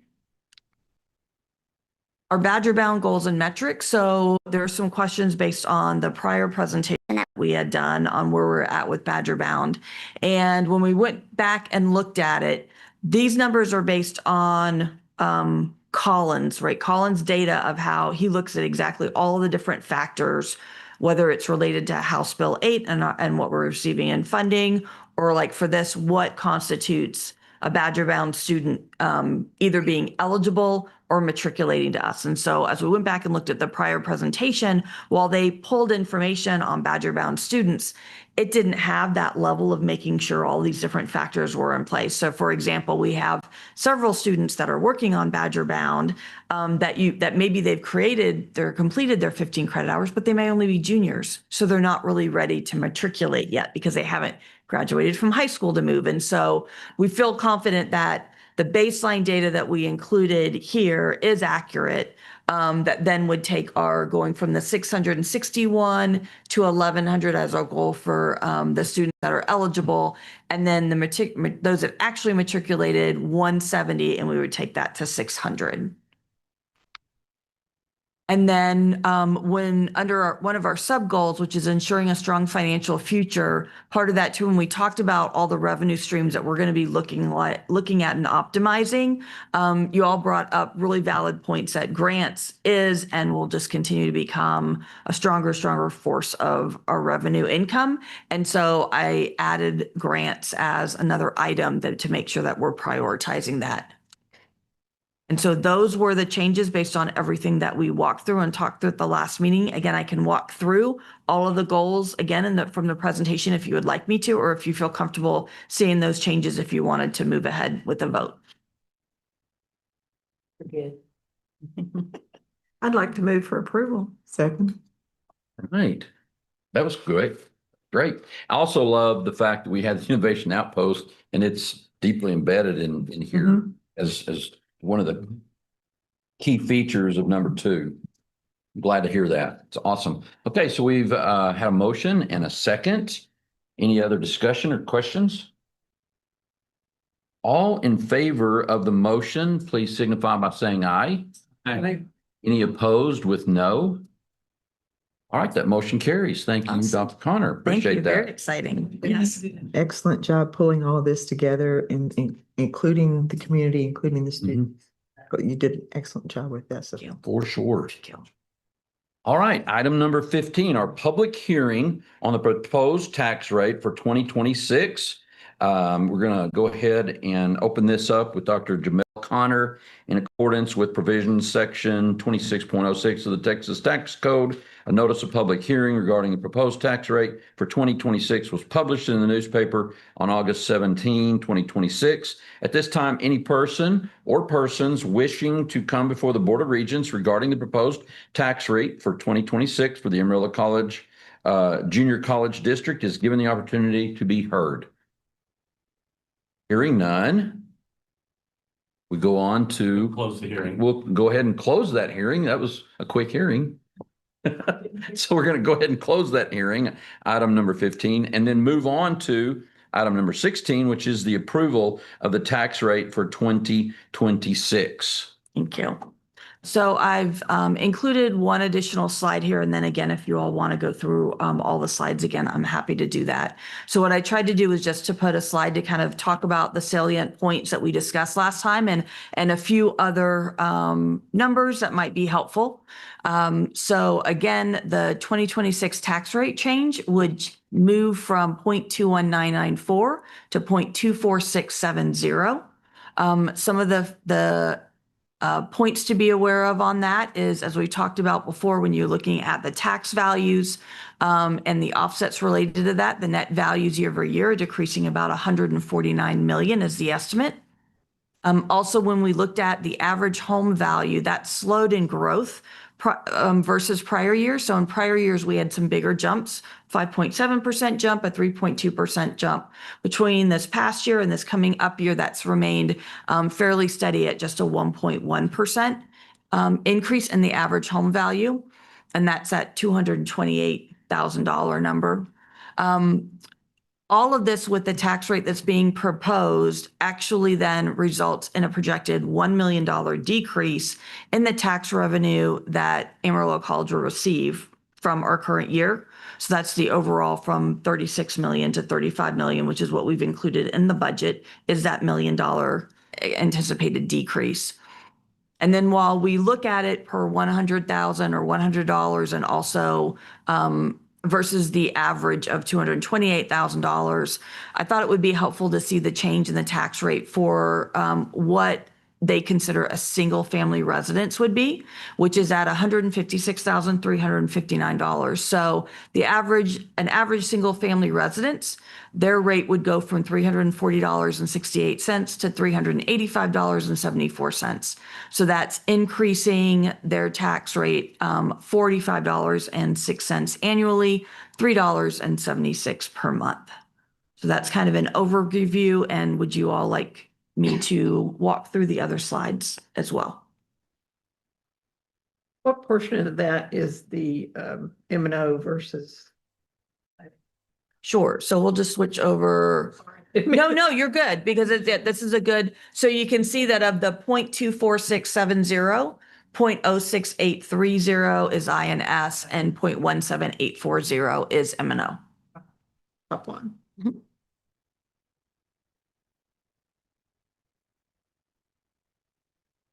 Okay. Done. You know, I wasn't able to be at the last meeting whenever you went through all these numbers, but I did look at the paper and I think there's just a couple of things I'd like to just say. You know, we really try hard not to increase tax rate.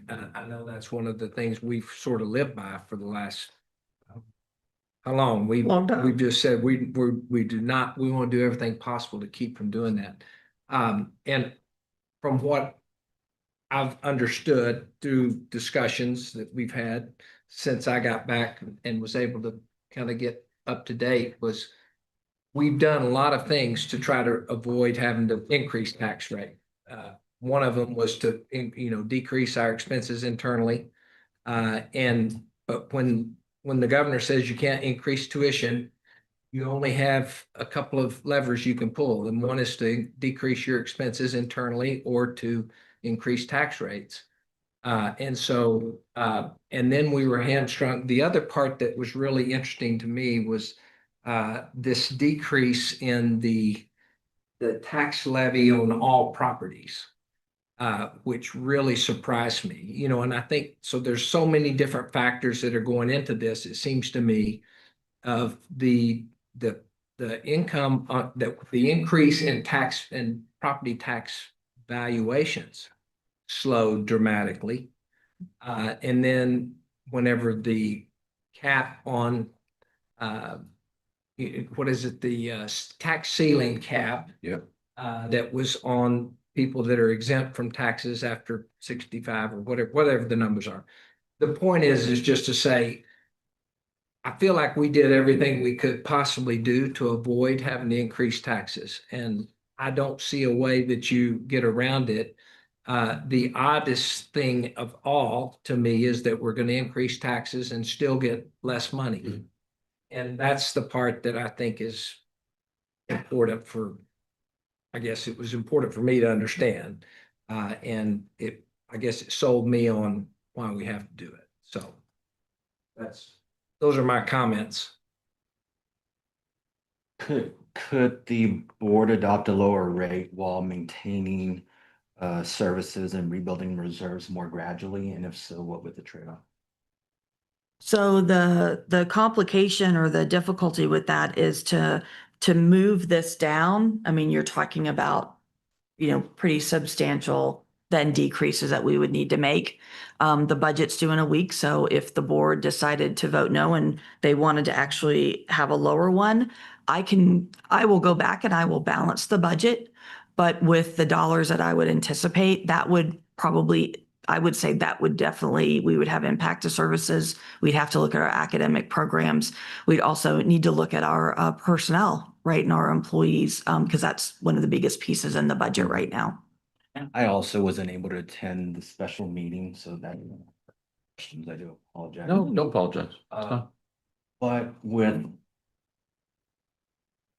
an agreement that we made with Kids Inc. Where are we with that, with what we agreed to do, and do we have any more remaining payments to them? Mhm. But I'm just curious, if we did not come up with that agreement with them, would we still be looking at having to raise the tax rate? Sure. The short answer is yes, we would. With that, we were looking at about $2 million. And then Kritzer came in and generously gave us $1 million of that. So that took that down to $1 million. And with the situation, they were very gracious and were willing to negotiate where we pay $250,000 a year. 200,000 for 5. 200,000, thank you. 200,000, so we More have, payments. yeah, so sorry, 200,000, but we've made one payment, so we have 4 remaining payments. And the $200,000 payment is included in this budget. Just 1 year. Yes, 1 year's worth. Correct. Some of us went out to that field the other day, and it's going to be a game, pardon the pun, game changer for Amarillo College baseball. How big it is. Well, basically, we got a field that's worth $4 or $5 million for $1 million paid out over 5 years. Yeah, that's what we got. And you got a $30 million facility that all the students here can use. In all the youth leagues that are out there, baseball, football, soccer, they're going to see the pinnacle of Amarillo College out there and think that's something I want to aspire to someday. I mean, that's invaluable right there. So. Now, is it when you're driving south? Which one is? So if you'll go to the Cinemark Theater. I know where it is. Okay. I'm just talking about when I drive by, I don't know for sure which one's ours. It's got AC on it. Oh, it's the one, it's actually, yeah, it's got AC on it. It's the one on the farthest south. Farthest south. East corner, southeast corner. See it, yeah. Closest to the Yeah, it's hard to see from over there. Until they put all the roads in. But, and they're gonna make different entrances to it, so later it'll be better access from Coulter and from I-40 area, I mean I-27 area over there. So it's gonna be a community center. I thought it was cool when they were telling us about the technology where parents who might have kids playing on multiple fields, they can actually watch their kids play because there'll be a set camera somewhere where they can watch the little Johnny over here and see Susie over here live. I mean, it's going to be and that's just phase 1. Phase 2 is going to be the indoor facility that's going to build farther north, right in that same area. It's going to be phenomenal. So we're right in the heart of all that. It's good. John, did you have other questions? I did. I just have one more. I'm just curious what the revenue difference is between the 0.24 and the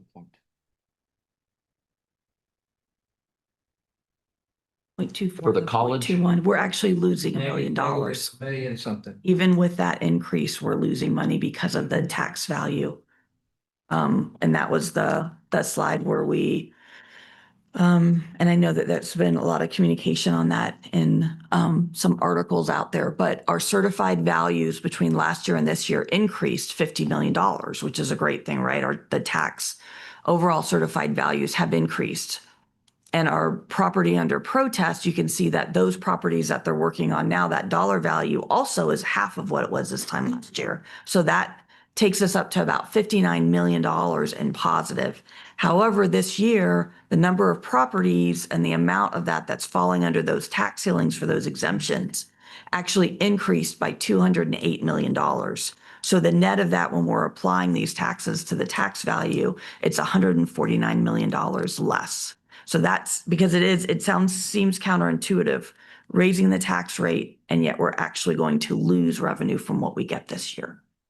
And so that $1 million loss, that was some of the work that we did in making sure that we were able to balance the budget last year, was including that $1 million loss of revenue. And this is independent of what the governor, right? Correct.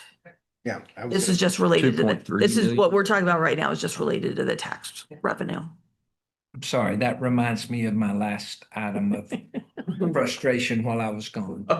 Was, and also, it really plays into this tax value calculation is when the government, when our our legislators decide that what they told us they were going to do, they decided, just kidding. We're gonna not pay you for all of the great successful things that you've done. So we're gonna not give you the money that we said we would give you. That's the other component that to me fits into this whole mix of why we need to do what we're doing. The one other question I had around that, in years, if you'll remind me, maybe, I don't know, some of you, well, anyway, on how long it's been, but haven't we had situations where the state has actually asked us for money back? Yes. And so that would be another concern. And I don't know if that's even a possibility, but those are all reasons why, to me, we've got to do what we're doing. So that's, I've said my piece on that, sorry. You have to stop leaving the country because bad things happen when you do. I'm glad you made that comment because I was given the motion here I'm going to make, and I was going to say at the end, the most annoying thing is the fact that we were promised money. You're too successful. We're taking your money back. We earned it. We earned it. It wasn't just promised. It wasn't just Well, it was promised, but awarded. it's reneged after Yeah. the fact. Yeah. And We We're a earned little it. too successful. Well, the good part was that we were successful. absolutely, and that's great for our students, but I mean, it's not great for our taxpayers, unfortunately. But we got to be So- happy about something. Yeah. So I hear that there's a motion you'd like to make. Motion, all right. Okay, I move that the property tax rate be increased by the adoption of a tax rate of 0.24670, which is effectively a 13.59% increase over the no new revenue tax rate. The purpose of this revenue generated by the proposed debt rate is to improve, maintain the district's financial stability, support ongoing operations, address increasing operational costs, and continue providing quality education programs and services to the students and to the community. I hear second. Okay. All right, Annette, any discussion, questions, additional? I'd like to make a comment. For me, I mean, none of us wants to raise taxes. I mean, that's just in our core, and we've tried really hard. We've lowered taxes on years when we could. And this year looks like a year where the factors that are mostly out of our control are requiring us to do this. So for me, the key question is, do I trust that our president has prepared the best budget and calculated the tax rate to protect the college and do all the things that you said are included? And I trust that she has. And I hope the board trusts that she has. And if you don't think she has, I think we need to give her guidance on which specific things we want her to go back in the next week to re-examine and to adjust downward, because that's the only way we're going to make it. So I trust that. I wish it wasn't this way, but I think I trust the process and I trust the president has come up with a solution. And if we're not happy with it, we need to have other solutions. Others? I held out. At our last meeting, I wasn't comfortable. And I've been praying about this for a long time and seriously praying about it. You know, what do I do? And I didn't have an answer. I didn't feel like I was being led a certain way. And I want to stay in integrity with what I believe is the best, what I've met with Jamel, and I appreciated that very much. I don't have any complaints against Jamel. She has done an incredible job for the college. And I don't think we could have had a better person for such a time as this than what she's been able to do. And your experience in the workforce has been a big help in that. And so you've done an incredible job. Until last night, I didn't have an answer. And I was like, well, Lord, I'll say no unless you show me why I should say yes then, you know. And it was a little bit long, but I had gone to bed and I was, something popped up that I needed to look at, somebody, and it was on TikTok, and I'm not usually on TikTok. And I hit it and it took me to Josh Knapp, her neighbor. And Josh and his family are in accounting. They have a business downtown. And in this particular TikTok, Josh was saying in a time of economic inflammation is my background. Not best illness, of inflation, people are reluctant to raise their prices on things because they don't want to lose their customers. They don't want to lose the loyalty of their customers. And so they don't raise their prices when they need to. And the end result is they go out of business, not wanting to raise prices. And he had another comment on, I flipped and there was another one, and it was basically saying, you know, you have to do the right thing so that you can be in service. And I went, wow, that's really interesting, Josh. And I was kind of done. And I've got to check on what I'm supposed to check on. And I felt the Lord say, that's your answer. Peggy, what I got out of that is God is in TikTok. I didn't know that. I just did not know that. That's amazing. It works in mysterious ways. Mysterious ways. I never. That really is. No, seriously, I enjoy that story. It gave me peace that we have done what we can do. We're in a state of inflation. And we've poured a lot of good money into the college. Our taxpayers' money, $89 million. If we don't take care of that, then we poured good money in with bad. Yeah. And yeah, that's not, some people would say, well, if you're going to run again, you ain't going to win that way. Well, I'm sorry, I do what I believe God calls me to do. And it's not for a vote. It's not for a certain group of people. I think for myself. But I also pray about it. And I really feel like that's the answer that I got was a positive one.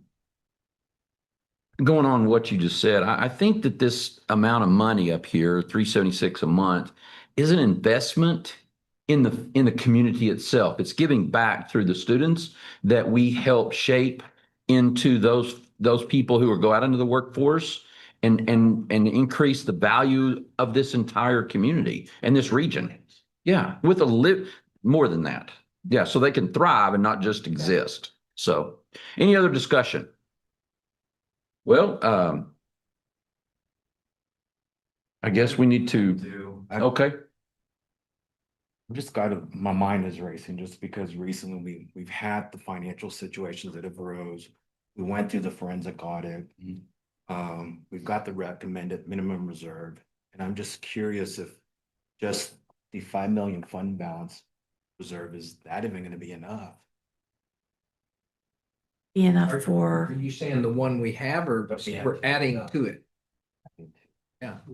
Is it enough for us? Good start. It's a really good start. And by doing the 5 million a year, what that's allowing us to do is to build it up while still not hampering us so much in the rest of the budget that things like the enrollment growth we're seeing, that we can't be investing in where we're heading and moving forward.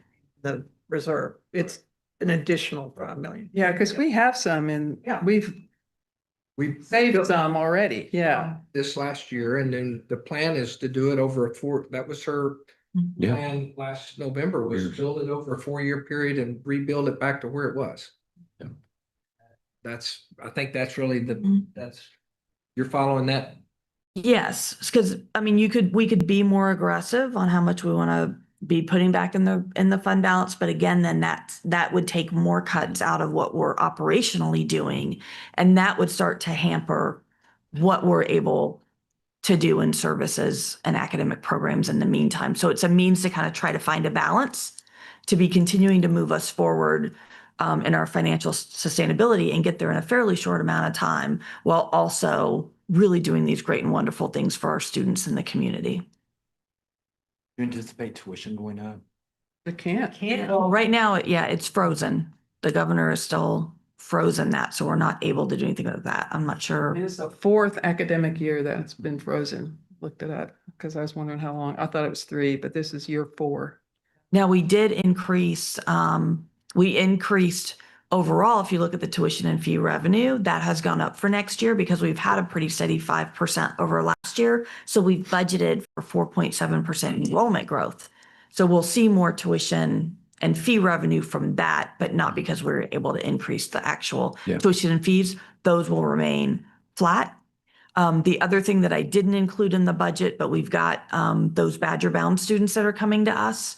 And so they'll be coming and we won't be seeing any tuition coming in for them because that's part of the promise. And the way we're funding that is from what we get in House Bill 8 for what we achieve. That's coming behind to supplement that money. We see that coming in from our achievement in that area. They don't take it back. We get it. What Colin was projecting with that is still in place right now. Correct. Yes. So we've had a motion and it's been seconded. I'm going to go ahead and have a vote on that. All in favor of the motion, please signify by saying aye. Aye. Any opposed by no? That motion carries. And I do want to thank Dr. Connor for her diligence in getting all these numbers together and working on a balance, on a budget that works. And even though we're losing, working next year with a million less, you've done a great job of figuring out how we can make sure that our students don't suffer because of that, that our teachers are going to continue to get some raise, that we're going to be able to continue, like Peggy said, continue giving this college what it needs to not only exist, but to thrive. So thank you all very much for that work, and thank you. Next up, item number 17, a public hearing on the budget. Same thing. Anybody who wants to come before the Board of Regents regarding the budget, you're given the opportunity to be heard. Hearing none, I'm going to go ahead and close out that quick public hearing on the budget and move right into the adoption of the budget for 26-27 fiscal year. And Dr. Connor, would you please give us some information on that?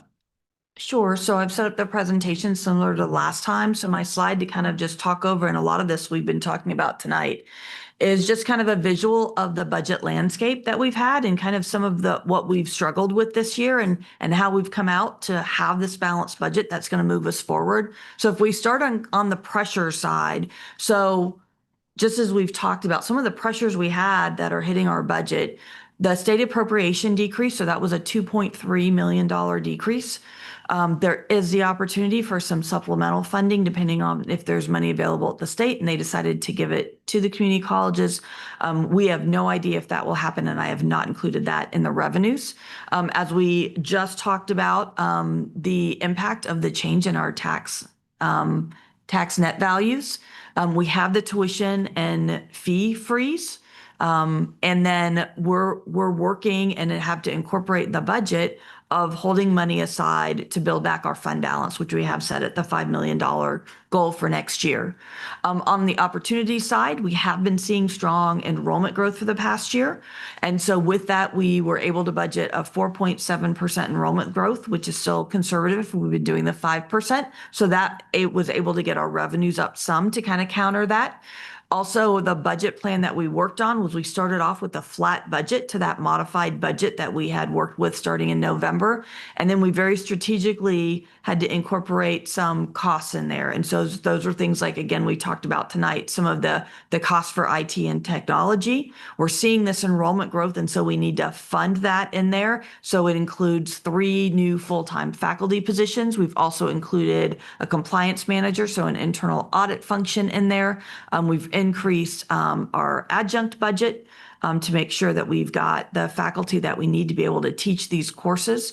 We've also included a 2% raise for our employees that would start in January, and are also covering the increase in health insurance costs for our employees, which was about $447,000 this year that we need to put in there. But we were able to do that with the work we did starting from a flat budget and then working on where we need to decrease. And then the other part is our new strategic plan. So Dream 2031, we're aligning our resources, which includes our financial resources, with that plan. And over those 5 years, that includes things which we're already starting now, like working on our facilities master plan, seeing where we can find efficiencies in our space and our buildings to better serve the college family and our students. Also looking at all of our internal processes to see what we can streamline, and building out our talent, right? Our own employees to make sure that they're valued. We're offering them professional development so that they continue to grow to better serve our students. And so that's just kind of an overview look of it. But again, I have the whole presentation that we went through before, if you all would like me to walk you through that. I like that graphic. That's very good. It's like playground equipment makes it so much easier to understand. I like teeter-totter. I can understand. I'm just glad you didn't use the merry-go-round, 'cause I don't like that. Any other comments or questions? We have a motion? Move to approve. Okay. Second. And second, all right, so we got Peggy and Irene. All in, any other discussion or questions? Okay, all in favor of the motion to approve our budget for next year, please signify by saying aye. Any opposed with no? All right, that motion carries. Thank you very much, Dr. Connor. Next up, we have item number 19. Miss Tiffany Crossley is going to come and present our financial reports at this time. Tiffany? Oh, sorry. There it is. Yield the remote. That's a big deal in the house. I bet you My grandsons keep it. Okay, so I want to turn your attention to actuals through June 30th, 2026. There we go. Okay, so our state appropriation revenue and through June is up by 11%. Our tax revenue is up 19%. Our investment income is down by 12%, and that is due to us having less investments this year than we did last year. And then our miscellaneous income is down 36%. This is where we had received money from the AC Foundation for construction costs last year, which we did not receive the same amount of money this year. In our expense categories, you can notice that most all of them are down. This is due to just employees holding out on supplies and travel. And then also our capital equipment and other department expenses are down. And the majority of construction was completed in the prior year. And that's where most of that stuff is housed.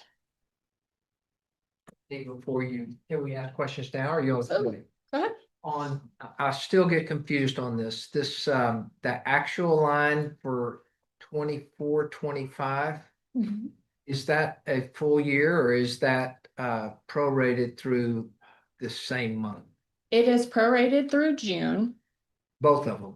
Not the budget line. So it is for both years of actual. It is going to be September 1st through June 30 of each year. But your original budget is for the 12-month budget that was approved.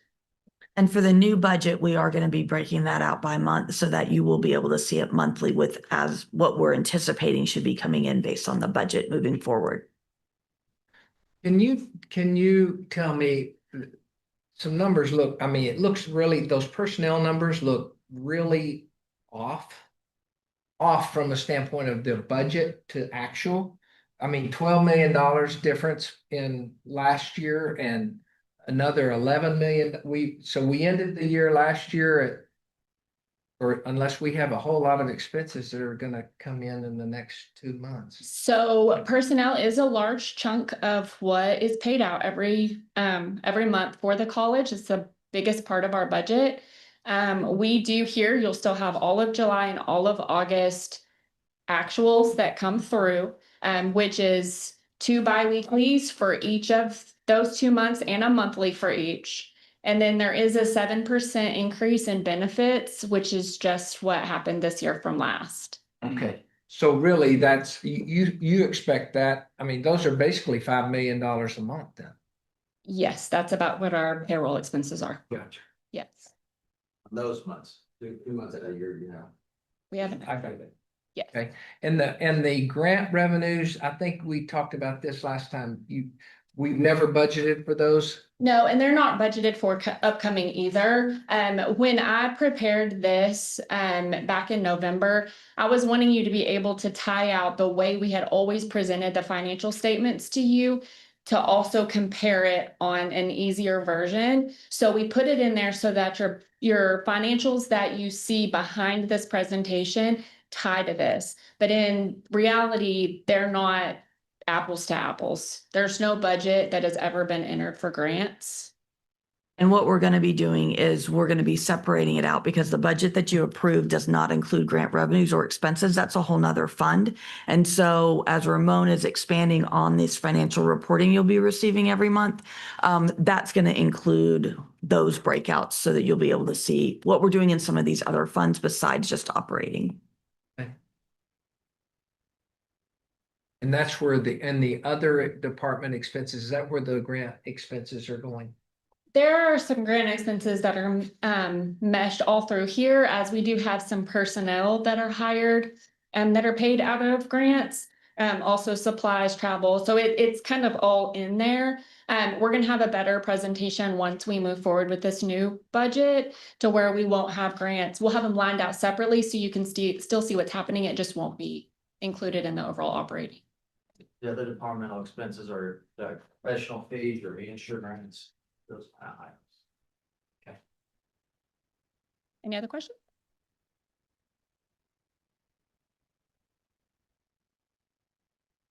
Okay, so operating cash flows. The bottom table is as of June 30, 2026. So that first column is the local maintenance and payroll. You'll see like normal, it's divided into A and B, text pool and CEDARS. The CEDARS are the CDs that we hold. There are 2 or 3 of them. I think auxiliary enterprise might be divided into 2 separate ones, but those are the same investments that we've had all year. The text pool and A and B accounts, we can move money around between them based on what the interest rates are. And so the best for the college, they're both liquid. So we can, within 24 hours, we can get the funding in text pool if we need it, but that's usually a higher interest rate for us. So at the end of June, the balance was $15,854,269 in our operating. And I want to point out also down closer to the right is the bond interest and sinking. And it was $1,121,430. We used these funds to make an interest-only debt service payment in August of 2026. So when we show you the August balances, those funds will actually be gone. So that's where your INS money goes to cover your debt payment. So on the actual chart up top, your June inflows were $10.5 million. and your June outflows were 9.9 million. Which has been pretty consistent through this year as we've been bringing in a little bit more than we've actually been taking out, which is different than really what we did last year. So you can see that there's a more conservative approach there. Anyone have any questions?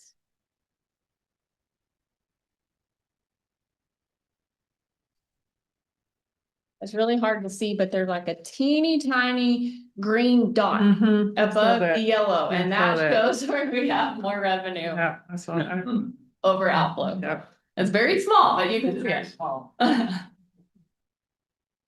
Okay, and then for our financial matrix or metrics, and so our net assets at the end of June, 55.9 million. Our net position, 55.4 million. And then our current ratio is sitting at 1.04. Our goal is between 1.5 and 2. You can see that it's kind of bounced around a little bit, but as our reserve goes up, as our cash increases, that current ratio will also increase. Our debt ratio is at 0.78. The goal is to be at 0.5, and that will go down gradually as we pay our debt down. Anyone have any questions?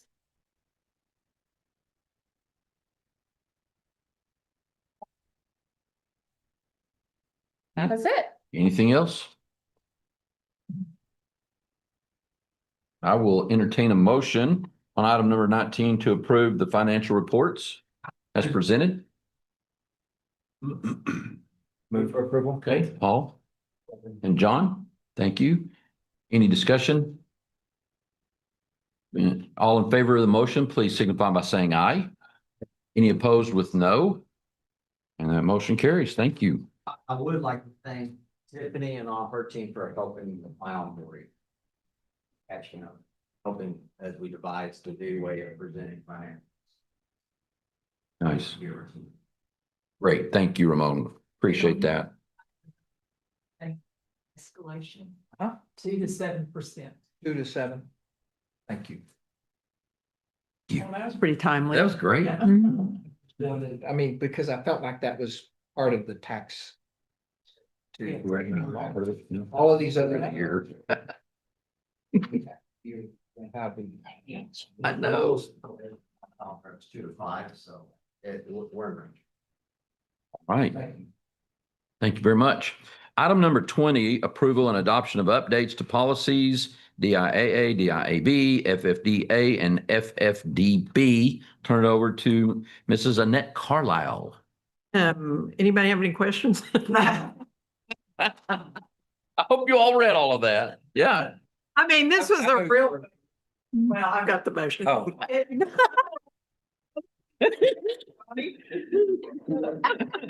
It's really just updating the Title IX coordinator contact information, and it's real straightforward, but it requires board approval for the state. So I move, and you can second, that the Board of Regents approve the updates to local policies DIAA, DIAB, FFDA, and FFDB as recommended by the Board Policy Committee and outlined in the board book materials. Second. All right. Now, are there any questions? Any questions? All right. All in favor of the motion, please signify by saying aye. Any opposed with no? All right, that motion carries. Thank you, Annette. And I know you how much you love, and you really do love policy. 100,000% for sure. All right, so up next is Mr. Bob Austin. He is going to bring us the for approval, the interlocal agreement with the Texas Commission on Environmental Quality. Bob? So this item is placed on the agenda in order for the Board of Regents to consider approval of an interlocal agreement between Amarillo College and the Texas Texas Commission on Environmental Quality regarding testing services. This is actually a renewal. The agreement is included in the materials provided, and I'd be happy to answer any questions you might have. I'm going to admit my stupidity. Testing for what? So I looked at it, I was like, what is this? We're one of a laundry list of testing centers across the state that have the capacity to deliver their exams in a computer-based format. and we get a cut of the action for delivering these tests. So we're going to generate about $13,000 in revenue this year. I'm sorry. $13,000 for this arrangement that we have. And it's a lot of different exams, water system operator. Okay. You might be interested in that one, the wastewater treatment facility operator, et cetera, et cetera. So this is a lucrative contract. But it's all involved with environmental studies, things of that nature. I think the way it's set up is that in order to be able to do these jobs, Okay. for like a public utility, wastewater, and so on and so forth, you have to demonstrate that you understand what you're doing so that it keeps, clean water and sewer, et cetera, et cetera. Gotcha. Perfect. Good. Thanks for clearing that up. Sure. All right. Peggy, I think you might have a motion. I move that the Board of Regents approve the interlocal agreement between Amarillo College and the Texas Commission on Environmental Quality Testing Services. Any second? Second. Okay. Irene, thank you very much. Any other questions? All in favor of this motion, please signify by saying aye. Aye. Any opposed with no? Thank you, Mr. Austin. We appreciate that. That motion carries. Item number 22, consideration and approval of renewing the line of credit with Amarillo National Bank. Mr. Mark White. Recall that last October, we established out of an abundance of caution, a line of credit with Amarillo National Bank in the amount of $5 million. And the terms at that time were, it was, a revolving line of credit. The interest rate was Wall Street Journal Prime minus 1%, quarterly interest only payments, 12-month maturity. The loan, or not the loan, but the line of credit is unsecured, did not require any personal guarantees, did not require any fees to set it up and so forth. And so we recommend that we simply renew the line of credit on the same terms for another year, not with an eye toward using it, but just as a prudent business practice. Okay, thank you. Question? Yes, sir. I started to ask this when we were looking at the cash flow projection or this cash flows. Do we have any anticipation that we need this? We are not anticipating it this time. It does get tight right in that month when we're waiting for the state funding to come. Like we did this last time. Yes, and so just knowing that, right, we're still working to build up that fund balance out of an abundance of caution. Instead of going back and having to try to do something, we would just renew it, but also know that if something came up that we would need to use that, I would not be instituting using that without coming to the board for a discussion related to that. Good. Thank you. David, do you have a motion? We have a motion. I move that the Board of Regents approve the renewal of the existing $5 million revolving line of credit with Amarillo National Bank for an additional one-year term beginning October 1, 2026, and that the president be authorized to sign the loan documents. Okay, any second? Second. Okay, thank you, Michelle. Any questions, discussion? All right, all in favor of this motion, please signify by saying aye. Aye. Any opposed with no? Okay, that motion carries. Thank you very much. Next up, I'm going to turn this over, item number 23, to Johnny. You want to kind of walk us through some of this here on the president's performance incentive? Thank you, Chair. You're welcome. You all will recall, if you were there, the meeting we had in Hereford. May 19th. May 19th. And at that meeting, we approved a performance incentive for Dr. Connor, and based upon yet to be understood or yet to be defined exactly what those metrics were. The Finance Committee, we met, and I want to just share with you that I would like to make a motion that the payment of the incentive now be considered. The board's been working with Dr. Connor over the last year on all of these things. And so as I go through them, I think you'll understand. The first one is the development of a college-wide strategic plan for the 2027 through 2031 period. The second one is the development and implementation of the Badger Bound dual credit program in anticipation of the expiration of the Thrive Scholarship, including the dual credit outreach strategy, which we've heard progress on both of those items this evening. Develop a strategic plan and operational focus for the Innovation Outpost. And development of a plan to strengthen the college's long-term financial stability, including strategies to build fund balance reserves, enhance internal controls and processes, and establish internal audit functions. It is my opinion that all of these items have been timely completed, such that Dr. Connor has earned the performance incentive. Based on this success, I move that the $10,000 incentive be paid at this time, subject to normal payroll requirements such as withholding, et cetera. This is not an increase in base salary, but I couldn't say any more strongly. I think she's certainly earned this incentive and has been doing more than one job for quite a while. So thank you. So that's my motion. Any second? Second. Okay, David, thank you. Discussion, questions? Is it in the budget? Can we afford it? Yes. Sorry, but it just seems ironic to me that our meeting today just covered all of those points that you just talked about. Right. Was today's meeting planned just so we could make sure that all of those benchmarks were complete? No. Those things have been in the works. I mean, if you really, all of those have been going on for this whole year. They weren't just, they just culminated. So, I mean, to me, it seems timely. This is normally when the tax rate comes. This is normally when the budget comes. And when I set out our timeline a year ago on our strategic plan, this was the month that we would be bringing it forward for approval. 6 to 31. Yeah, isn't this it? is for But what's this says happened. 27 to 31 is. Well, it was the strategic plan. She was, we didn't have it. We kind of pushed back the strategic plan development after she. But I'm came to just give saying, them that doesn't it opportunity. start effective this year now, since we just voted on it? So that should be 20. No, I don't think so. I think we're going backwards. On the, well, I'm just saying the strategic plan. Oh, the strategic plan goes forward. Yes. Forward is current to. 2024. going forward to 31. 31. That's right.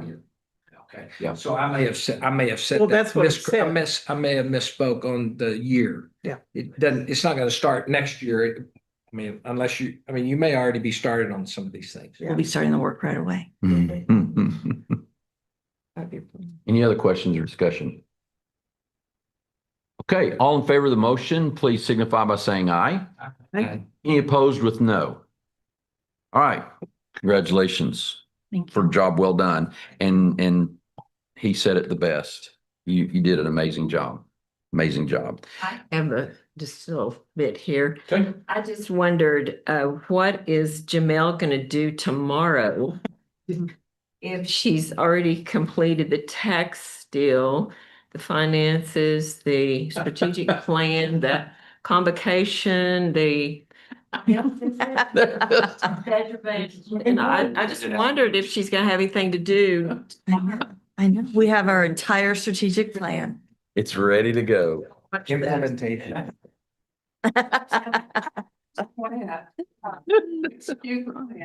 We might be getting rains. Well, I'm telling you, we have another item. For adjournment? Adjournment and second. All in favor, signify by saying aye. No, Going home. just pick somebody. And Jessica. See you. Bless you and me. What? Mark. I say-